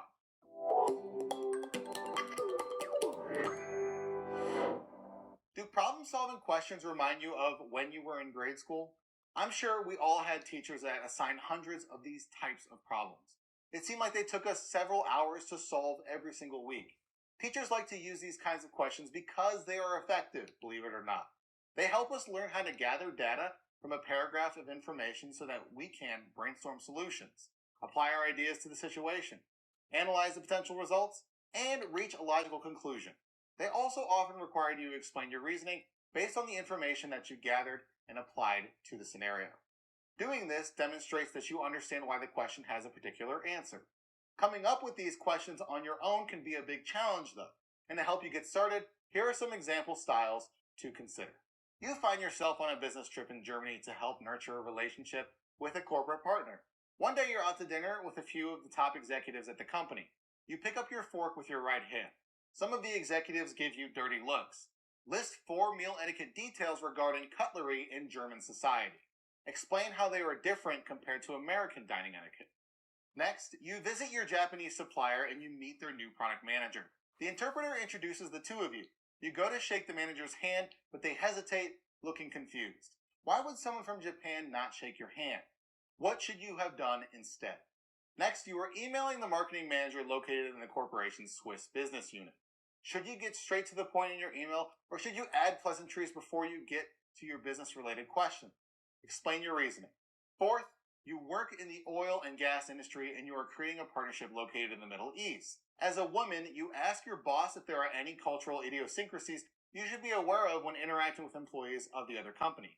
Your boss tells you to remember to not shake anyone's hand from the other organization. Why would your boss tell you this? Fifth, you meet with a supplier in Mexico. Before you get the chance to visit their corporate office, you receive an invitation to dinner with some of the supplier's executives. At this dinner, should you discuss business, deals, contracts, and other professional matters? Why or why not? Notice how none of these questions have answers that someone would know without some background information. This is why your cultural awareness training needs to be so thorough. Now, I don't mean you need to go over every country's dining etiquette to properly run your business. But if your company works with or employs people of a specific culture, it's helpful to learn about and train on the backgrounds of those individuals. If you'd like to learn more about effective cultural awareness training, reach out to eTactics. You already made it this far into the video, so you might as well like it, share it, and comment below. Overview of federal anti-harassment and anti-discrimination laws. Now that we explored what harassment and discrimination look like in the workplace, let's take a step further. How are these behaviors addressed under the law? Understanding the legal framework helps clarify not just what's inappropriate, but what is legal and why your role is important. These laws aren't just rules, they're protections. They exist to make sure every employee has equal access to opportunity without fear of mistreatment, retaliation, or exclusion. Title VII of the Civil Rights Acts of 1964. The Title VII is a landmark federal law that prohibits employment discrimination. It applies to employers with 15 or more employees, including federal, state, and local governments. Enforced by the Equal Employment Opportunity Commission, EEOC. Its purpose, the Title VII aims to promote equal opportunity in the workplace and eliminate discriminatory practices in hiring, firing, promotions, pay, and other terms and conditions of employment. The law has been expanded through court interpretations to include protections against sexual harassment and pregnancy discrimination. Title VII prohibits harassment based on race, color, religion, sex, pregnancy, sexual orientation, gender identity, national origin. It does not protect discrimination based on age or disability. Those are covered by other laws, Age Discrimination in Employment Act and Americans with Disabilities Act, which we will discuss in the next slide. The impact of Title VII. Title VII has been instrumental in reducing workplace discrimination and advancing civil rights. It laid the foundation for later laws protecting other groups and expanded civil rights protection and employment. Title VII prohibits harassment based on race, color, religion, sex, pregnancy, sexual orientation, gender identity, national origin. It does not protect discrimination based on age or disability. Those are covered by other laws, Age Discrimination in Employment Act and Americans with Disabilities Act, which we will discuss in the next slide. The impact of Title VII. Title VII has been instrumental in reducing workplace discrimination and advancing civil rights. It laid the foundation for later laws protecting other groups and expanded civil rights protection and employment. Age Discrimination in Employment Act, ADEA. In the U.S., the Age Discrimination in Employment Act protects employees and job applicants who are 40 years old or older. What does it cover? Hiring, firing, promotions, pay, job assignments, training, and other employment terms. Harassment or hostile work environment based on age. Retaliation for complaining about age discrimination.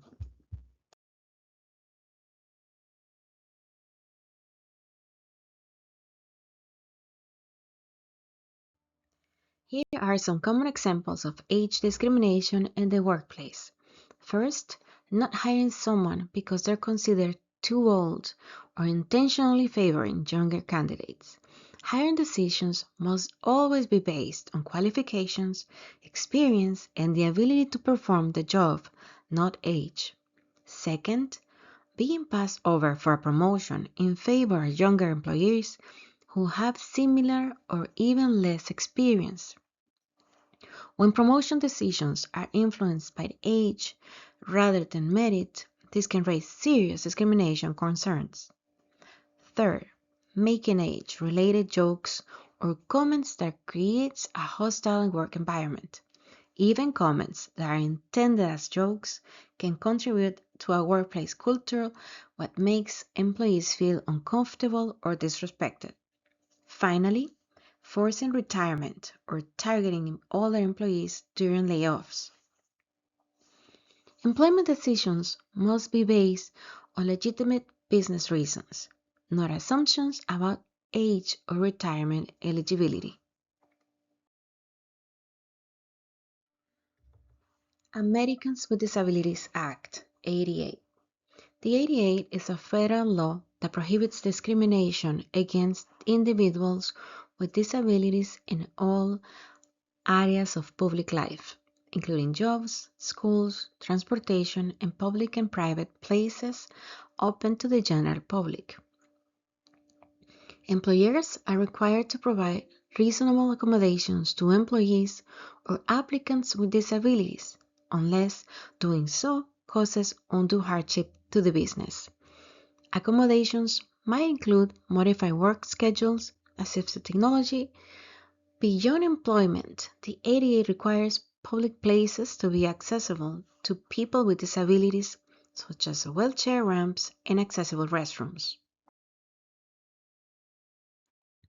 Examples of reasonable accommodations in the workplace. Modified work schedule, assistive technology, physical changes, installing ramps, grab bars, or ergonomic workstations to make the workplace accessible. Modified training materials, remote work, sign language interpreters, leave as accommodation.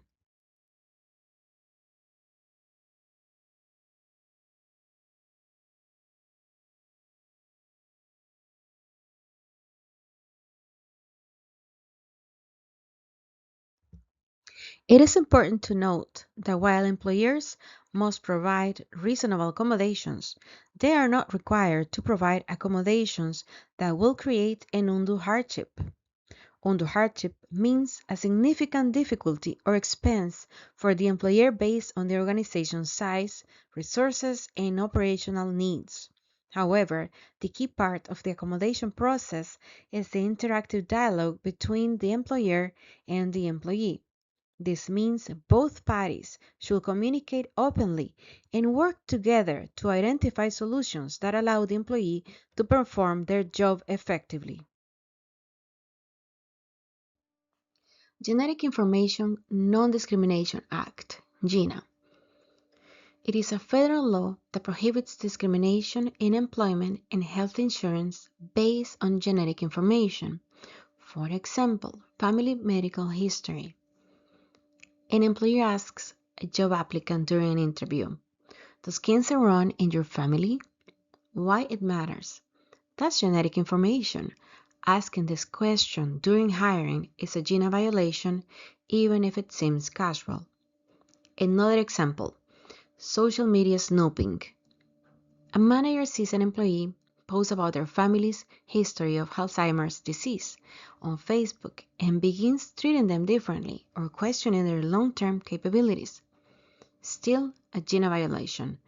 Even if the info is public, employers can use genetic information to make job decisions. GINA protects individuals who might be at risk of developing a genetic condition, even if they are currently healthy. It encourages people to take part in genetic testing or research without fear of losing their job or insurance.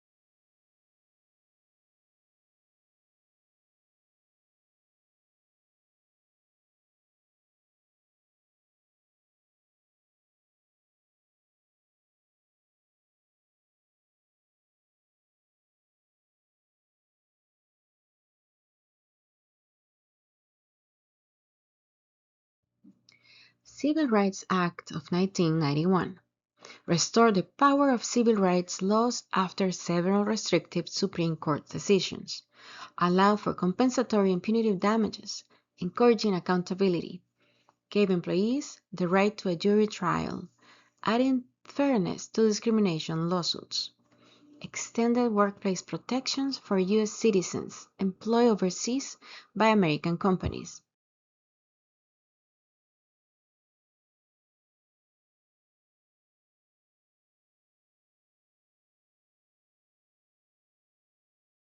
Now let's review Massachusetts state laws.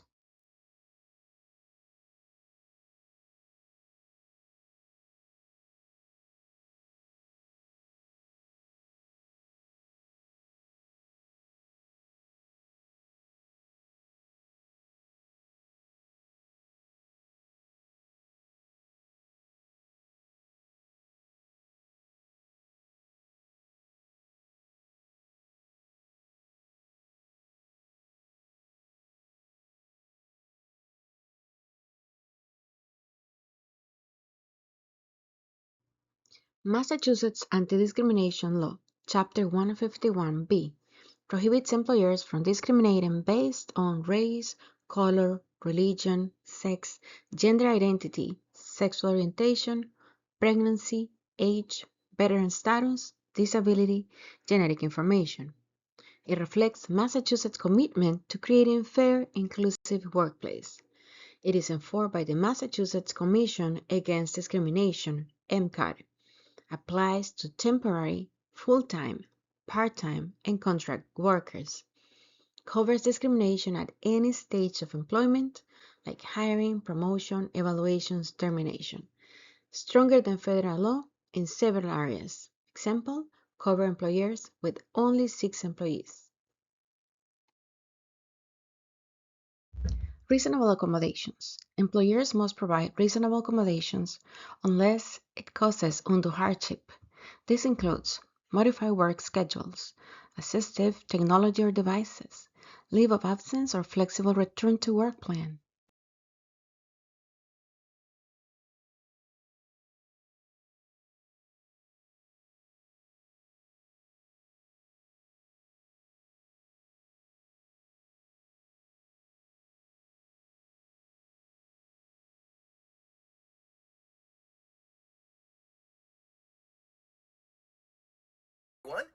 like to share with you some of the ins and outs of requesting an accommodation in the workplace. Did you know that if a qualified applicant or employee has a disability, an employer is required to make a reasonable accommodation for that person? Reasonable accommodations are adjustments provided by an employer so that people with disabilities can enjoy equal employment opportunities. It is important to note that accommodations cannot impose an undue hardship on business operations, and employers are not required to lower quality or production standards to make an accommodation. For an employee, making an accommodation request should be pretty straightforward. There is no need to include or mention the ADA or use the words reasonable accommodation specifically. And a verbal request is just as valid as a written request. However, a formal request is beneficial because it leaves a paper trail. Let's look at an example of a reasonable accommodation.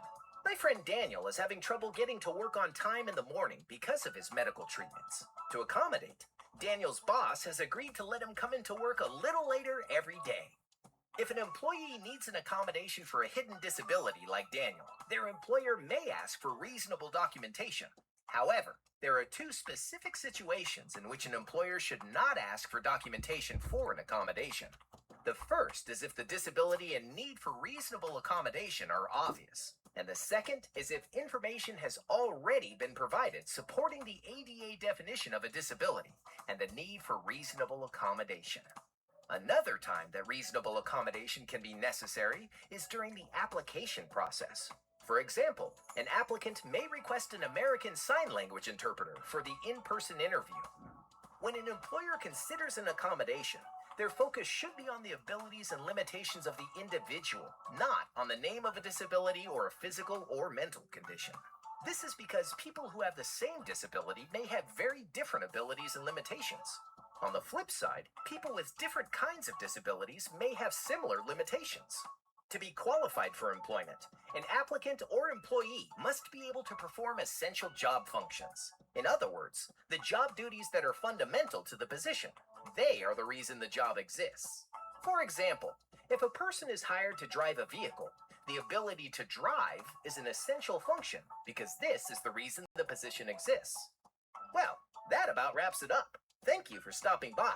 I gotta get back to work.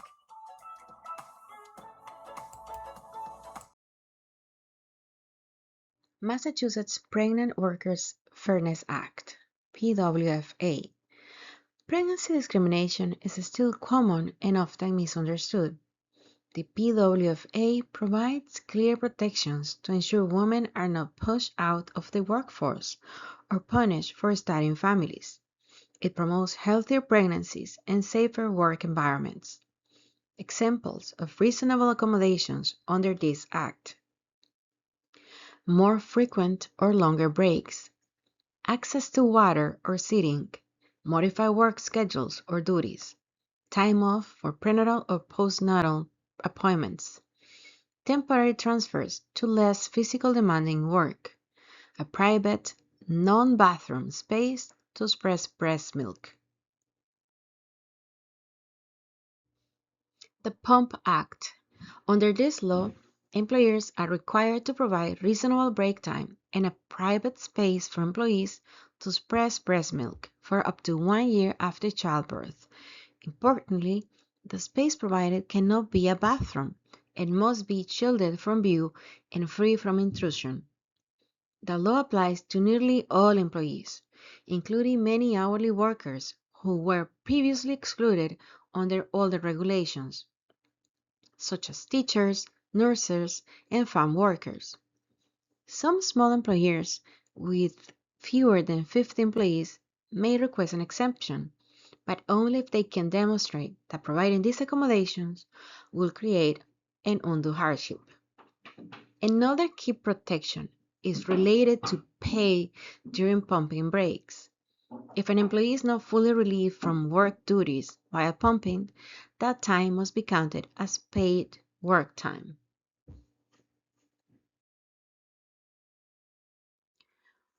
Let's view this scenario. Karina, a warehouse employee, recently returned from maternity leave. She requested time in a private space for pump breast milk during her work shift.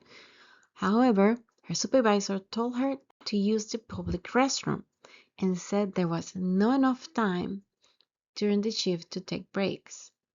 There are several important issues in this situation. First, under federal law, including the PUMP Act for nursing mothers, employers are required to provide reasonable break time for employees to express breast milk during the workday. Second, employers must provide a private space that is not a bathroom for this purpose. A restroom is not considered an appropriate or compliant space. Finally, denying reasonable break time or inappropriate space may violate federal workplace protections for nursing employees. Providing reasonable accommodations supports employees and helps ensure a respectful and legally compliant workplace. Companies' obligations. Federal and state laws prohibit discriminatory practices in hiring, promotion, job assignment, termination, compensation, and other aspects of employment. Companies and managers can be held legally liable if they fail to prevent and address discriminatory behavior.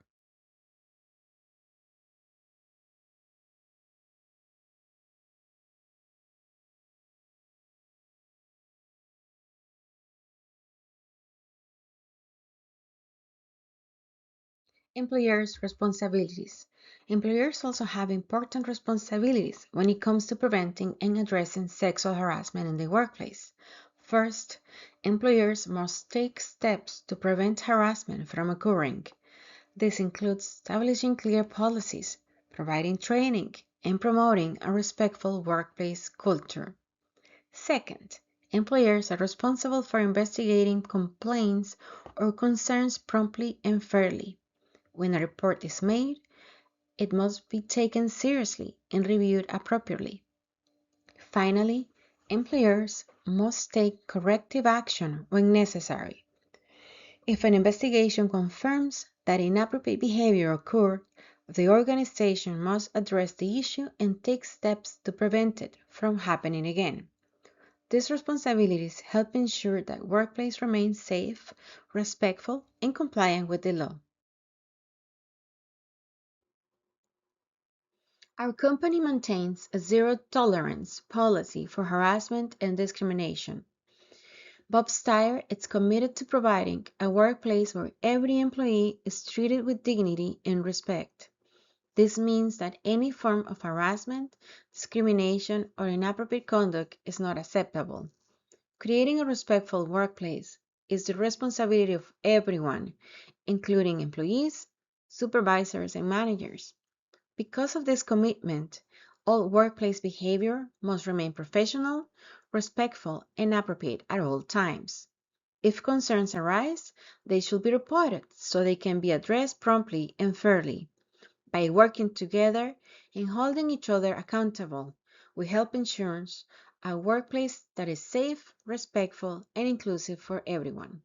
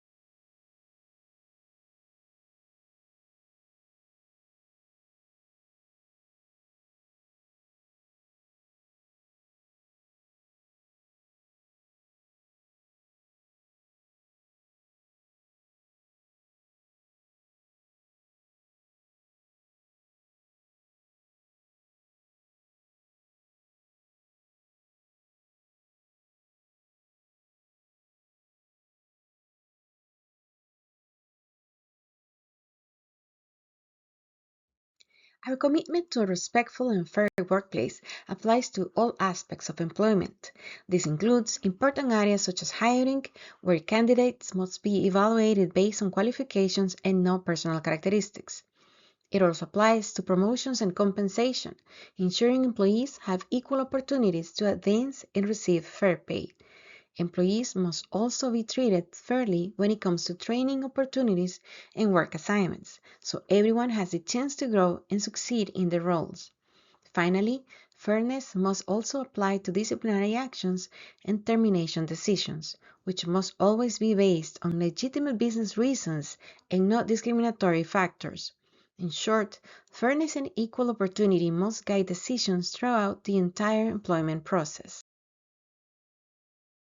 Sometimes people believe a comment is funny or inoffensive, but in reality it might be inappropriate or offensive to someone else. What one person thinks is a joke can still create discomfort or a hostile environment for others. When a comment crosses that line, it can lead to a complaint and may require a conversation with HR or management. The takeaway here is simple. Before making a joke or comment at work, think about whether it could be offensive or disrespectful to someone else. If there is any doubt, it's better not to say it. Employer and manager responsibilities. Define abusive conduct clearly. Include it in your anti-harassment policies. Model respectful behavior. Managers should lead by example. No tolerance for yelling, name calling, or passive aggression. Foster a positive culture. Encourage a culture of inclusion, respect, and open communication. Train regularly and meaningfully. Train all levels of staff, with additional training for managers on emotional intelligence, conflict resolution, de escalation techniques. Establish clear reporting channels. Provide multiple confidential options to report misconduct. Investigate and respond promptly. All reports of abusive conduct should be documented, investigated, and addressed quickly. Monitor the workplace climate. Use anonymous surveys, skip level meetings, or pulse checks to detect early signs of toxicity or abusive behavior. Hold everyone accountable. Discipline should be consistent, regardless of seniority.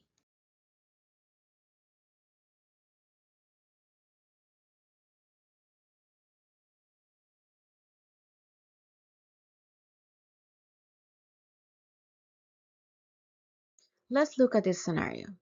A male and a female employee share an office. During the workday, the male employee listens to music that contains derogatory language about women. The female employee becomes uncomfortable and reports the situation to her supervisor. However, the supervisor dismisses the concern and tells her not to be so uptight, adding that it's only music. In this situation, the behavior could be considered harassment. Even though the male employee may not be personally making the comments, repeatedly playing music that contains derogatory language about women can contribute to a hostile work environment based on gender. Workplace harassment is not limited to direct comments. It can also include exposure to offensive material or language that targets a protected group. Managers should investigate concerns like these and ensure the workplace remains respectful and professional for everyone.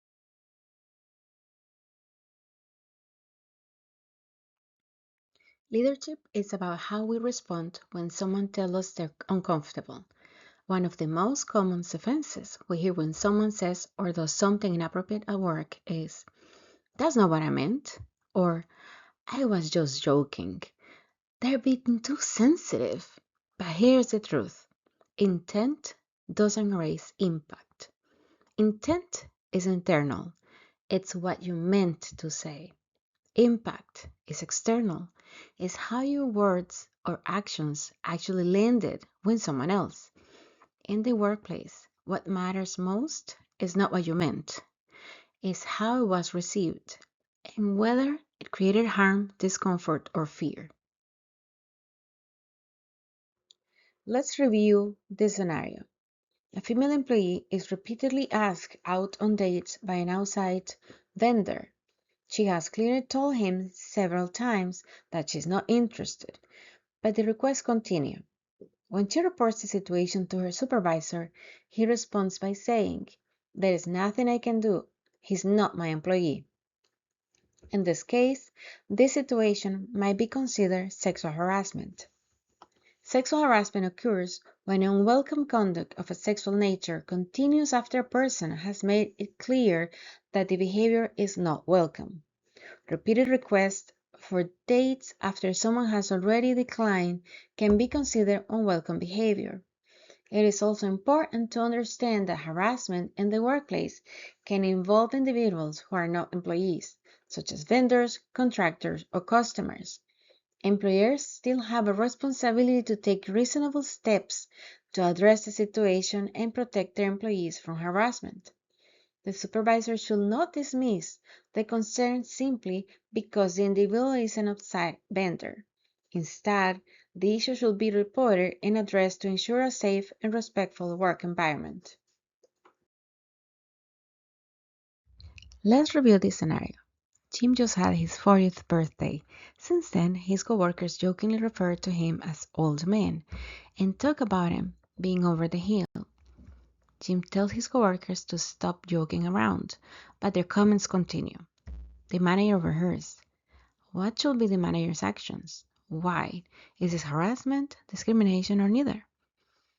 In this scenario, the behavior will be considered both harassment and discrimination. The comments being directed at Jim focus on his age, which is a protected category. Call him old man and making repeated comments about being over the hill targets him as well. At first, someone might argue these are just jokes. However, the situation changes when Jim clearly asks his coworkers to stop and the behavior continues. Once conduct is unwelcome and persistent, it can rise to the level of harassment. Since the manager overhears the comments, they have a responsibility to act. Managers should address the behavior immediately, remind employees of workplace expectations, and ensure the comments stop. Ignoring the situation could allow the behavior to continue and contribute to a hostile work environment based on age. Let's review the following scenario. After helping lift a heavy box, Greg tells a coworker, "I'll be your muscle anytime." And the coworker feels awkward. Is it harassment, discrimination, or neither? Not all awkward or poorly worded comments are harassment. One-time remarks without a threatening or sexual nature usually do not meet the legal standard. In this scenario, the correct answer will be neither harassment nor discrimination. Greg makes a comment after helping lift a heavy box, saying, "I'll be your muscle anytime." While the coworker may feel awkward or uncomfortable, the comment itself is not discriminatory and does not appear to be sexual or threatening in nature. For behavior to meet the legal standard of harassment, it usually must be severe or pervasive, meaning it happens repeatedly or is serious enough to create a hostile work environment. A single, poorly worded, or awkward comment does not meet this standard. That said, professionalism is still important. Employees should always be mindful of how their comments might be perceived by others in the workplace. Let's review this scenario. Luis speaks English with an accent. A coworker mimics him and says, "Say that again, but slower this time." Is this harassment? You have multiple choices. A. Yes, mocking someone's accent can be national origin harassment. B. No, it's just joking around. C. Yes, but only if Luis complains. D. No, unless it affects Luis's job performance. The correct answer is A. Yes, mocking someone's accent can be national origin harassment. A person's accent is often connected to the national origin, When a coworker mimics someone's accent or makes fun of the way they speak, it can be humiliating. Even if the person claims they were just joking, repeated comments like this can contribute to a hostile or offensive work environment. Let's review this scenario. At lunch, workers discuss the election. One shares a strong political view that others disagree with. Is this considered harassment? You have multiple choices. A. Yes, political opinions should not be discussed at work. B. No, political views are not protected under discrimination laws. C. Yes, if someone is offended. D. No, unless HR says otherwise. The answer is B. Sharing political opinions, even strong or unpopular ones, it is not illegal or a policy violation unless the conversation targets a protected class, race, religion, gender, etc., or becomes threatening, intimidating, or hostile, interferes with someone's ability to work safely. In this case, as long as the discussion remains civil and does not escalate into name-calling, threats, or discriminatory remarks, it is simple, a difference of opinion, and falls under interpersonal communication, not harassment or discrimination. Is the following statement true or false? If an employee does not intend harassment toward another employee, manager, or colleague, his or her behavior cannot be considered sexual harassment. The correct answer is false. Intent is not the determining factor in whether behavior is considered harassment. What matters most is the impact of the behavior and whether it is unwelcome. Even if a person believes they are joking or did not intend to offend someone, the behavior can still be considered sexual harassment if it creates an uncomfortable, intimidating, or hostile work environment. For example, comments, jokes, or gestures of a sexual nature may seem harmless to the person making them, but they may make others feel uncomfortable or disrespected. This is why it is important to focus not only on what we intend to say or do, but also on how our behavior may affect others in the workplace. Maintaining a respectful and professional environment means being mindful of both intent and impact. Is the following statement true or false? Only people who have been the targets of sexual misbehavior may file claims. The correct answer is false. A person does not have to be the direct target of sexual misconduct in order to report it or raise a concern. Employees who witness inappropriate behavior, overhear offensive comments, or observe conduct that creates a hostile work environment may also report the situation. Sexual harassment can affect the overall workplace environment, not just the individual who was directly targeted. For this reason, employees are encouraged to speak up if they observe behavior that is inappropriate, disrespectful, or violate company's policy. Creating a respectful workplace is a shared responsibility, and reporting concerns helps ensure that issues can be addressed before they escalate. As far as financial penalties, the settlement and jury verdicts, until very recently, almost all of the settlement sums were confidential. And California recently passed a law that when someone makes an allegation for sexual harassment, they cannot, as part of the settlement agreement, require non-disclosure on behalf of the victim, on behalf of the plaintiff. So we're going to actually gain a lot of data on that point. For the most part, employment related litigation is based on the wages of the person. And this is, I didn't invent the rules. I cannot say this, but someone who makes $30,000 or $40,000 a year who's sexually harassed at work may recover 3 or say 4 times their salary. They may say this is $1,000 settlement. This is a $200,000 settlement. Whereas the same behavior inflicted on a female executive who makes $250,000 a year, she would similarly recover, say, 2, 3, 4 times the size of her salary. That's a $750,000 problem for an organization, or $1 million problem. Wow. And obviously, it's unfortunate in terms of psychological impact. Rich people are not more impacted by negligent behavior than your minimum wage rank and file staff. But multiples of yearly earnings are kind of a good way to think about the exposure in your run-of-the-mill settlement. When cases go to trial, and when you get jury verdicts, and when you read about it in the newspaper, numbers get big. The numbers get real big.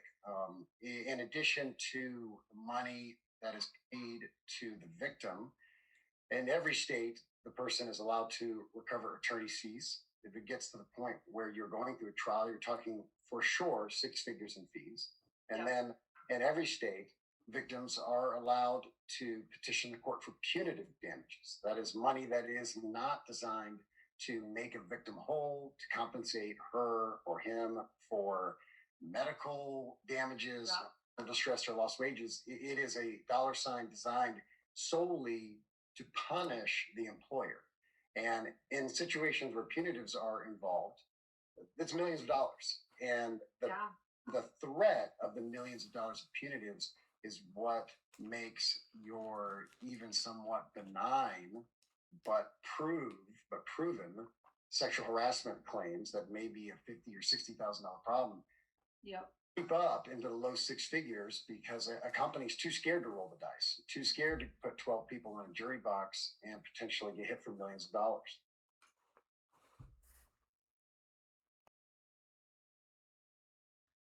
Let's take a look at this case. Jesse Toussaint versus Brigham and Women's Hospital. This case highlights the serious consequences that can occur when retaliation takes place in the workplace. A Haitian American nurse reported that she experienced discrimination and harassment at work. After raising concerns, she claimed that the hospital retaliated against her for speaking up. The case went to trial, and a jury found that the hospital had engaged in unlawful retaliation against the employee. As a result, the jury awarded $28 million in damages to the nurse. The award reflected both the harm caused to the employee and the seriousness of retaliation against someone who reports discrimination.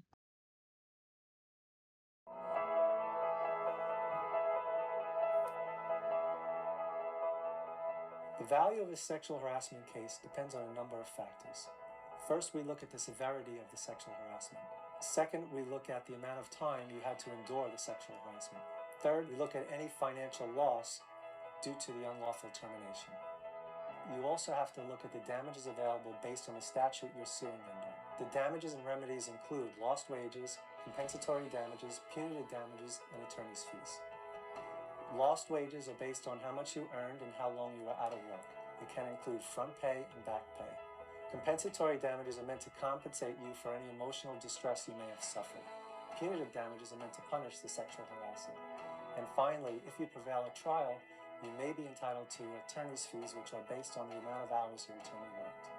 Our attorneys have experience calculating and helping you to prepare to prove your damages in court.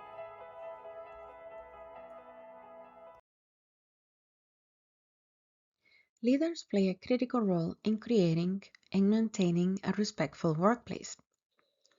Leaders should stay self-aware. This means recognizing how their own actions, words, and decisions may affect others. Being mindful of personal biases help leaders make first and respectful decisions. Leaders should listen carefully to employee experiences. When employees bring forward concerns or share their perspectives, it is important for managers to listen with respect, remain open-minded, and take those concerns seriously. Leaders should be willing to interrupt bias, even when it is unintentional. Sometimes, comments, or behaviors may not be meant to harm, but they can still negatively impact others. Addressing these situations early helps maintain a respectful and inclusive environment. As leaders, we set the tone. If we allow disrespect, bias, or inappropriate behavior, it sends the message that is acceptable. But when we model respect and fairness, others follow. Respect isn't just a nice to have, it is essential. When employees feel respected, they're more engaged, motivated, and committed to doing their best work. Disrespect leads to turnover, absenteeism, and burnout. But when employees feel safe and valued, they stay longer and perform better. A single incident of harassment or discrimination can cost a company thousands and damage its reputation. A respectful workplace protects both people and the business.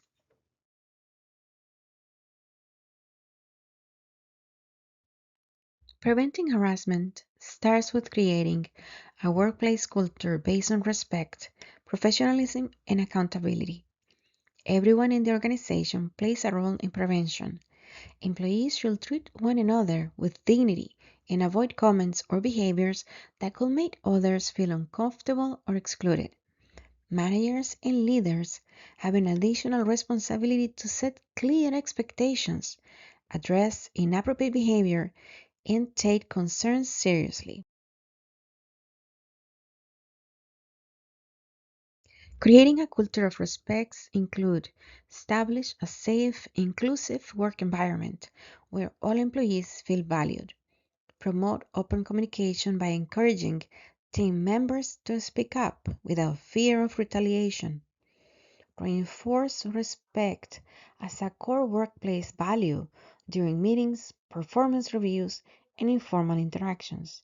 Address inappropriate language or behavior immediately, even if no complaints were made.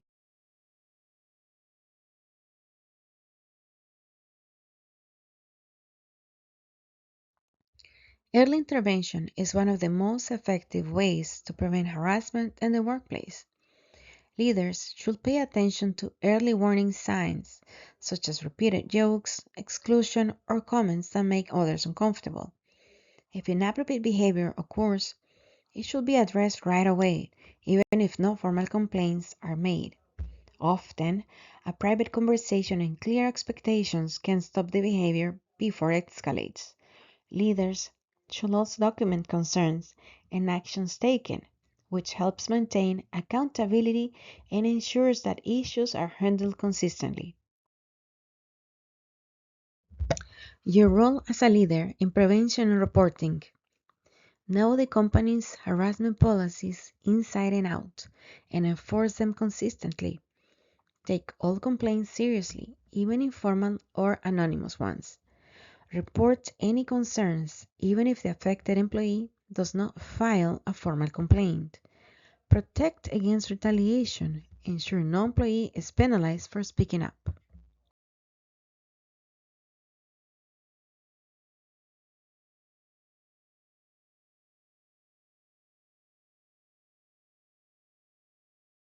Lead by example. Treat every employee with fairness and dignity. Avoid gossip, sarcasm, or favoritism.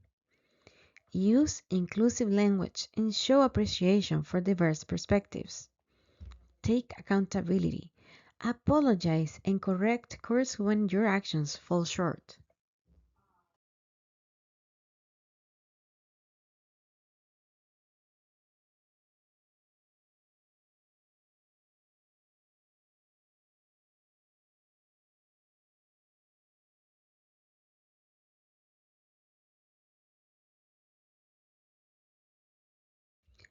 Managers have important reporting obligations and legal responsibilities when it comes to harassment, discrimination, or retaliation in the workplace.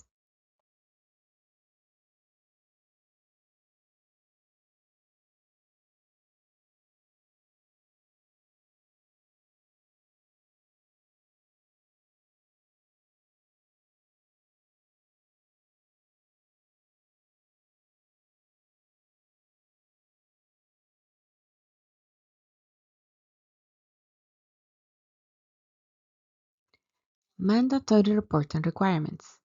If a manager observes inappropriate behavior or becomes aware of a complaint, they are required to report it promptly, even if the employee asks them not to or says they just want to let it go. Failure to report concerns can expose both the organization and the manager to legal liability.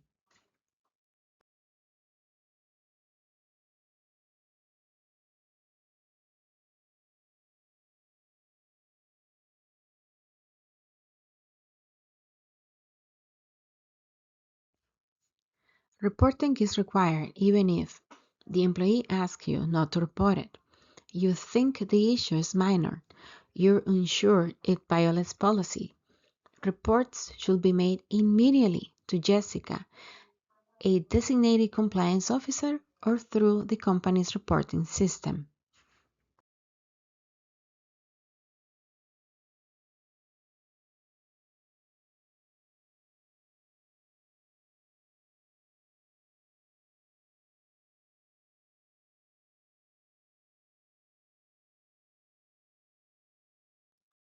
Recognizing complaints. Here is something important for all of us as leaders to understand. Not all complaints come with a label. They don't always start with, I want to file a complaint or I feel harassed. Sometimes they sound like, it is probably nothing, but I don't want to make a big deal. But, or even just, he's kind of been acting weird lately. As managers, it's our job to listen between the lines. Every comment, even a casual one, is a chance to catch a concern before it grows. Yes, we should take formal complaints seriously, the ones that come through HR, emails, or official meetings. But we also have to act on informal concerns. A vent in the break room, a quiet comment after a meeting. When in doubt, check in, document it, and get HR involved early. It's not about overreacting. It's about showing your team you care, you're paying attention, and you're protecting the work environment. What not to do. Common mistakes that create liability. Avoid these high risk missteps that can expose you and the company to legal liability. Ignoring or downplaying a concern. Failing to report to HR or assuming someone else will. Retaliating or allowing retaliation. Promising confidentiality when it can't be guaranteed. Conducting your own informal investigation, not documenting or misrepresenting what was reported.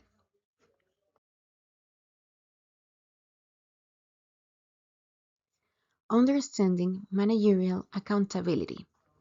Personal liability. In some cases, managers might be held personally responsible under state laws or internal policies. Organizational liability. If a manager knew or should have known about harassment and failed to act, the company can be held liable.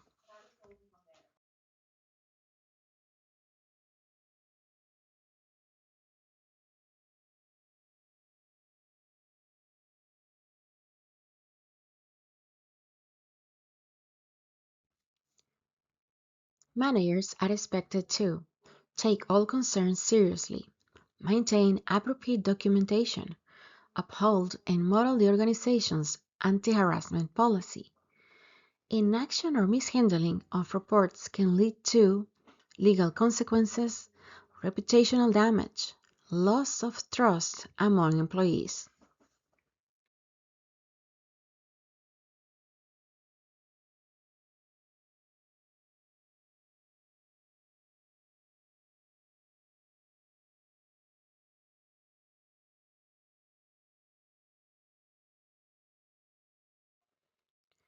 Now we're going to talk about how complaints are handled and what the investigation process looks like. When a report of harassment, discrimination, or retaliation is made, the company has a responsibility to review the concern promptly and fairly.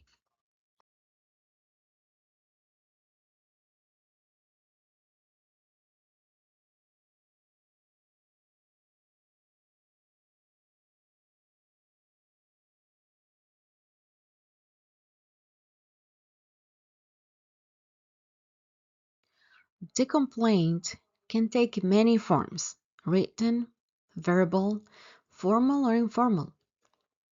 Clear, written or verbal communication from employees specifically outlining objectionable conduct. Vague, employee verbally tells her supervisor she has been treated unfairly or poorly. Supervisor reports improper conduct by one of his direct reports.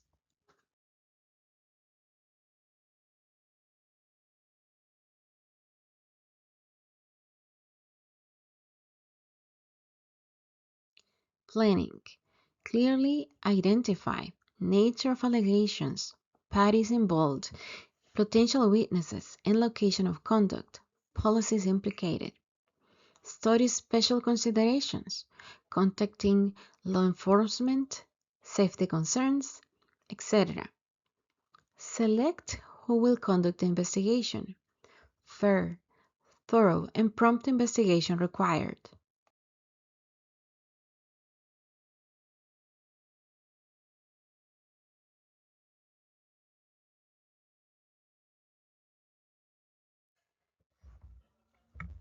Key points to keep in mind during an investigation. The investigator should define the scope of the investigation, meaning they identify what issues are being reviewed. However, they should also remain open to relevant information that might appear outside of the initial scope. It is important to consider the order of interviews. Typically, investigations begin with the complainant, followed by witnesses and the person accused, depending on the situation. Interviews should start with open-ended questions to allow the individuals to explain what happened in their own words. After that, more specific follow-up questions can help clarify details such as who, what, when, where, and why. Finally, a best practice in sensitive or complex cases is to consider using two investigators, which can help ensure fairness, accuracy, and proper documentation throughout the process.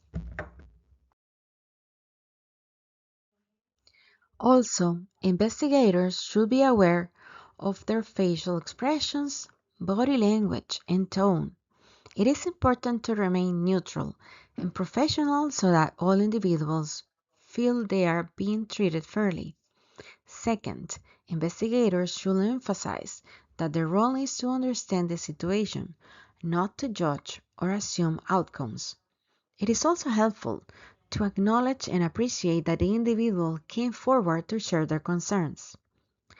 Third, it is essential to document interviews carefully and collect any relevant documents, messages, or evidence that might help clarify what happened.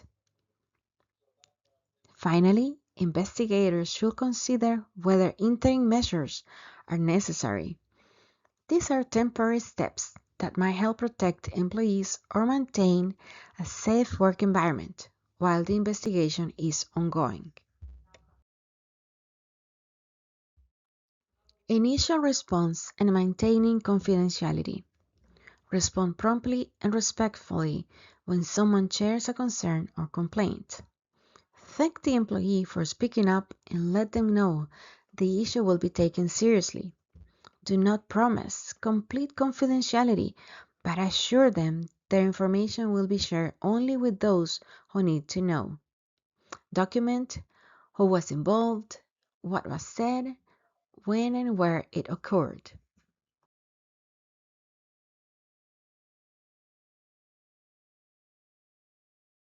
When interviewing the alleged responsible employee, the investigator should clearly explain that an allegation has been made and describe the general nature of the investigation.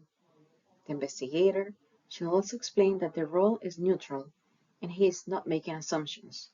The individual should be informed that cooperation is expected and retaliation against the complainant or any witnesses is strictly prohibited. During the conversation, the investigator should allow the person to respond fully in clarifying questions and request any documents or information that might help.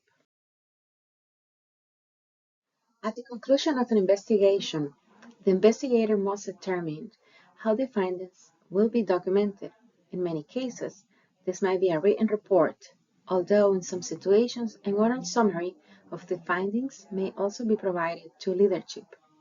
Confidentiality remains important throughout the process. Information should be kept confidential to the extent possible and shared only with those who have a legitimate need to know. Once the investigation is complete, the results and conclusions should be communicated to both the complainant and the accused in a timely manner. It is also important to consider the content and format of the report. This includes determining who will have access to the report, the purpose for which it is being created, and whether either party will receive a copy. Clear documentation helps ensure the process is fair, transparent, and properly recorded. At the conclusion of an investigation, leadership must determine the appropriate next steps. Possible actions might include discipline, additional investigation, policy changes, coaching or training, termination, or in some cases, no action if the allegation is not substantiated. The key goal is to select an action that ends the inappropriate conduct and helps prevent similar behavior from occurring in the future. It is also important to recognize that investigations can lead to broader improvements within the organization, such as updating policies, reinforcing training, or improving workplace communication. Jessica is responsible for leading the formal investigation. She ensures that the process is handled with impartiality, consistency, and in compliance with both the law and company policy. She is also responsible for evaluating the information gathered and making decisions regarding the findings and any appropriate consequences. Your role as a manager is different, but equally important. You are responsible for reporting concerns promptly, cooperating fully with the investigation, and supporting a respectful and professional work environment throughout the process. It is important to remember that managers should not conduct their own investigations, but instead rely on HR to ensure the process is handled correctly and fairly. Managers' role. Managers play an important role when concerns about harassment or discrimination arise. First, managers should report the concern immediately through the appropriate channels. They should not try to investigate or resolve the issue on their own. Second, managers must cooperate fully with the investigation, which might include answering questions and assisting with gathering information. They might also be asked to provide relevant documentation or evidence that could help clarify the situation. Finally, managers should help monitor the work environment during and after the investigation to ensure that the workplace remains respectful and no retaliation occurs. Managers also have a role in supporting employees who raise concerns. First, it is important to check in discreetly with the employee who reported the issue and offer appropriate support. This helps ensure the employee feels heard and supported during the process. Managers should also make sure that the employee is not isolated, excluded, or penalized for speaking up. Protecting employees from retaliation is a key part of maintaining a safe and respectful workplace. At the same time, managers must maintain professionalism with both the complainant and the accused. It is important not to assume guilt or draw conclusions before the investigation is completed. By handling the situation carefully and respectfully, managers help protect the integrity of the investigation and support everyone involved. What is retaliation? Retaliation occurs when an employer or manager takes negative action against an employee because they reported discrimination, participated in an investigation, or opposed discriminatory practices in the workplace. Under Title VII and other employment laws, retaliation is strictly prohibited. Employees must feel safe to raise concerns without fear or punishment or negative consequences. Managers should be careful to avoid any behavior that could be perceived as punitive, such as changing schedules, excluding someone from opportunities, or treating them differently after they raise a concern. If a manager is considering an employment decision involving someone who has reported an issue or participated in an investigation, it is important to consult with Jessica first to ensure the decision is appropriate and does not create the appearance of retaliation. Preventing retaliation is critical to maintaining trust, fairness, and integrity in the workplace.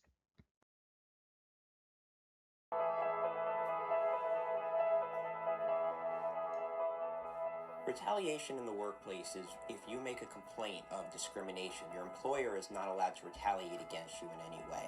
Some examples of retaliation would be termination, a failure to hire, a demotion, a decrease in pay, a decrease in the number of hours that you work. It can also be less obvious things such as a reprimand, a warning, or a lowering of your evaluation scores. At Phillips & Associates, we have the knowledge and experience to handle your retaliation claim. If you feel that you've been the victim of retaliation, contact Phillips & Associates today.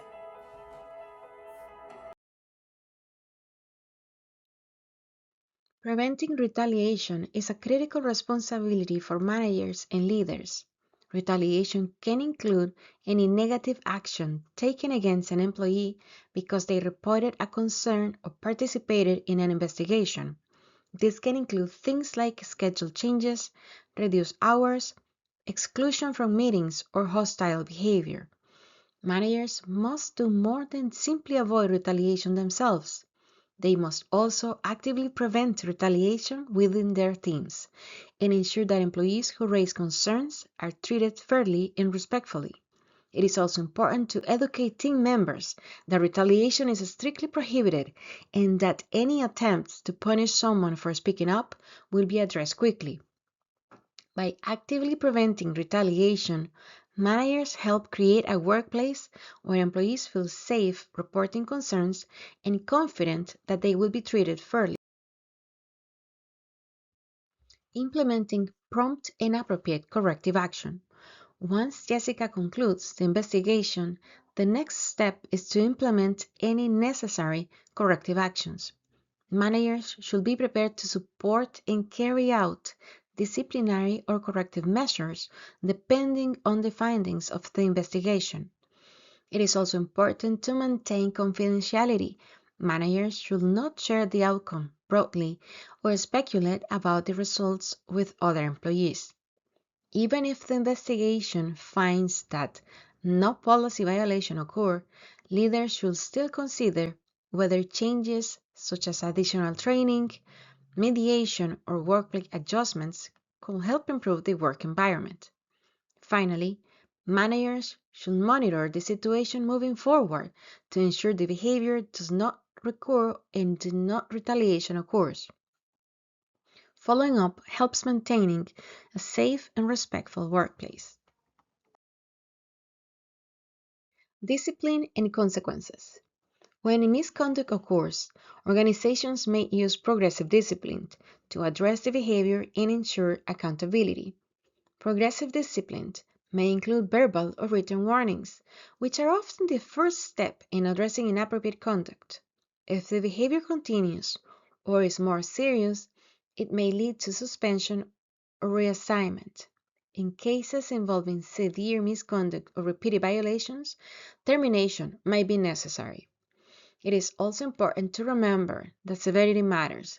The disciplinary actions taken should align with the seriousness of the behavior and how often it has occurred.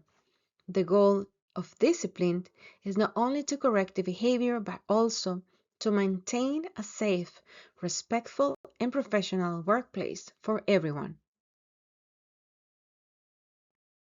The purpose of the company's anti-harassment policy. The policy outlines the company's commitment to maintaining a workplace free from harassment and discrimination and clearly defines expectations for professional conduct. As a part of this training, each employee will receive a copy of the policy and we will review the key sections together so everyone understands the rights and responsibilities. Employees will also be asked to sign an acknowledgement confirming they have received and reviewed the policy. This helps ensure that everyone is aware of the standards expected and contributes to maintaining a safe, respectful, and professional workplace.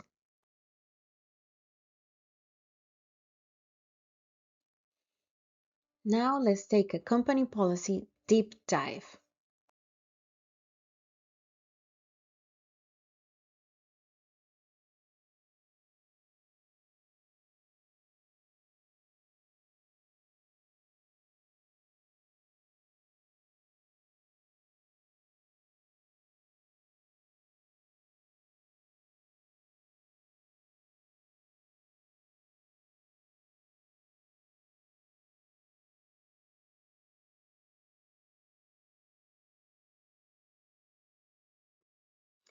Our workplace policy applies broadly to ensure that everyone is protected and that expectations are clear. First, it is important to understand who is covered. The policy applies to all employees, managers, temporary workers, contractors, clients, and vendors. Anyone who interacts within the workplace is expected to follow these standards of respectful behavior. Second, the policy outlines clear reporting procedures. Employees have multiple ways to report harassment or discrimination so concerns can be addressed promptly and appropriately. The policy also includes an assurance of confidentiality, meaning that information will be shared only with those who need to know in order to properly review and address the situation. Another key part of the policy is the commitment to no retaliation. Employees who report concerns or participate in an investigation are protected from retaliation. Finally, any complaints will follow an investigation process that is timely, fair, and properly documented to ensure that concerns are handled responsibly and professionally. Our policy clearly outlines behaviors that are prohibited in the workplace. First, discrimination is not allowed.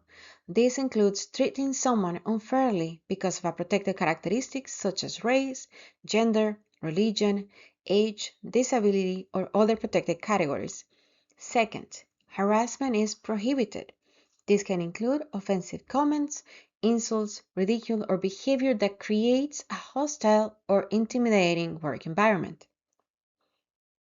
The policy also prohibits sexual harassment, which might include unwanted sexual advances, comments about someone's body, sharing sexual images or content, or inappropriate physical contact.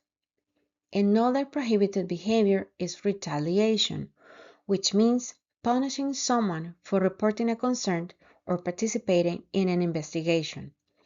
Violations of these policies are taken seriously and may result in disciplinary action up to and including termination of employment. If you experience or witness prohibited conduct, you may report it to Jessica Bates, 309 350 6814, Human Resources Consulting Team, 774 328 7206. Also, anonymous reports are also accepted.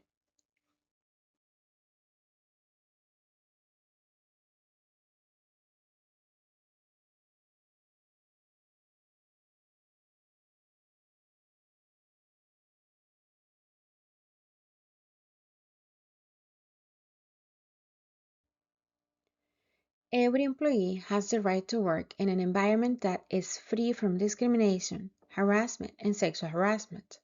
These protections apply to everyone in the workplace, regardless of position, background, or role within the organization. Creating and maintaining a respectful workplace is a shared responsibility. It requires professionalism, awareness, and a commitment to treating others with dignity. When employees understand their rights and responsibilities, it helps ensure that the workplace remains safe, respectful, and inclusive for everyone. Two important principles when addressing misconduct are equal accountability and follow through. All employees are held to the same standards, including managers and supervisors. Company policies apply to everyone in the organization, regardless of role or position. Second, when corrective action is determined, it must be implemented consistently and in a timely manner. Delaying or failing to follow through can undermine trust and weaken the effectiveness of workplace policies. Managers should never minimize or ignore confirmed violations.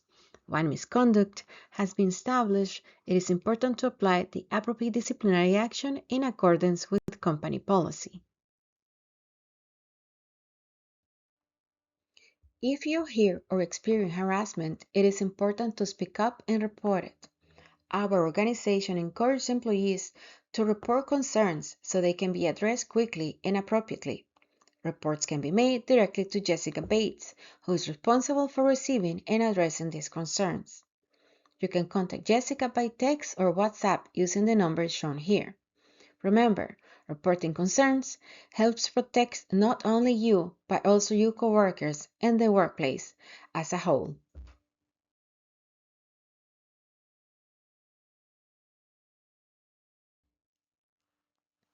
Managers have an important but specific role during workplace investigations. First, managers must report concerns immediately. They should never attempt to handle serious complaints on their own. Investigations must be conducted by human resources or designated personnel. If requested, managers should also provide documentation or evidence such as emails, notes, schedules, or other information that may help clarify the situation. Managers should also monitor the work environment during and after the investigation to ensure professionalism is maintained and retaliation does not occur.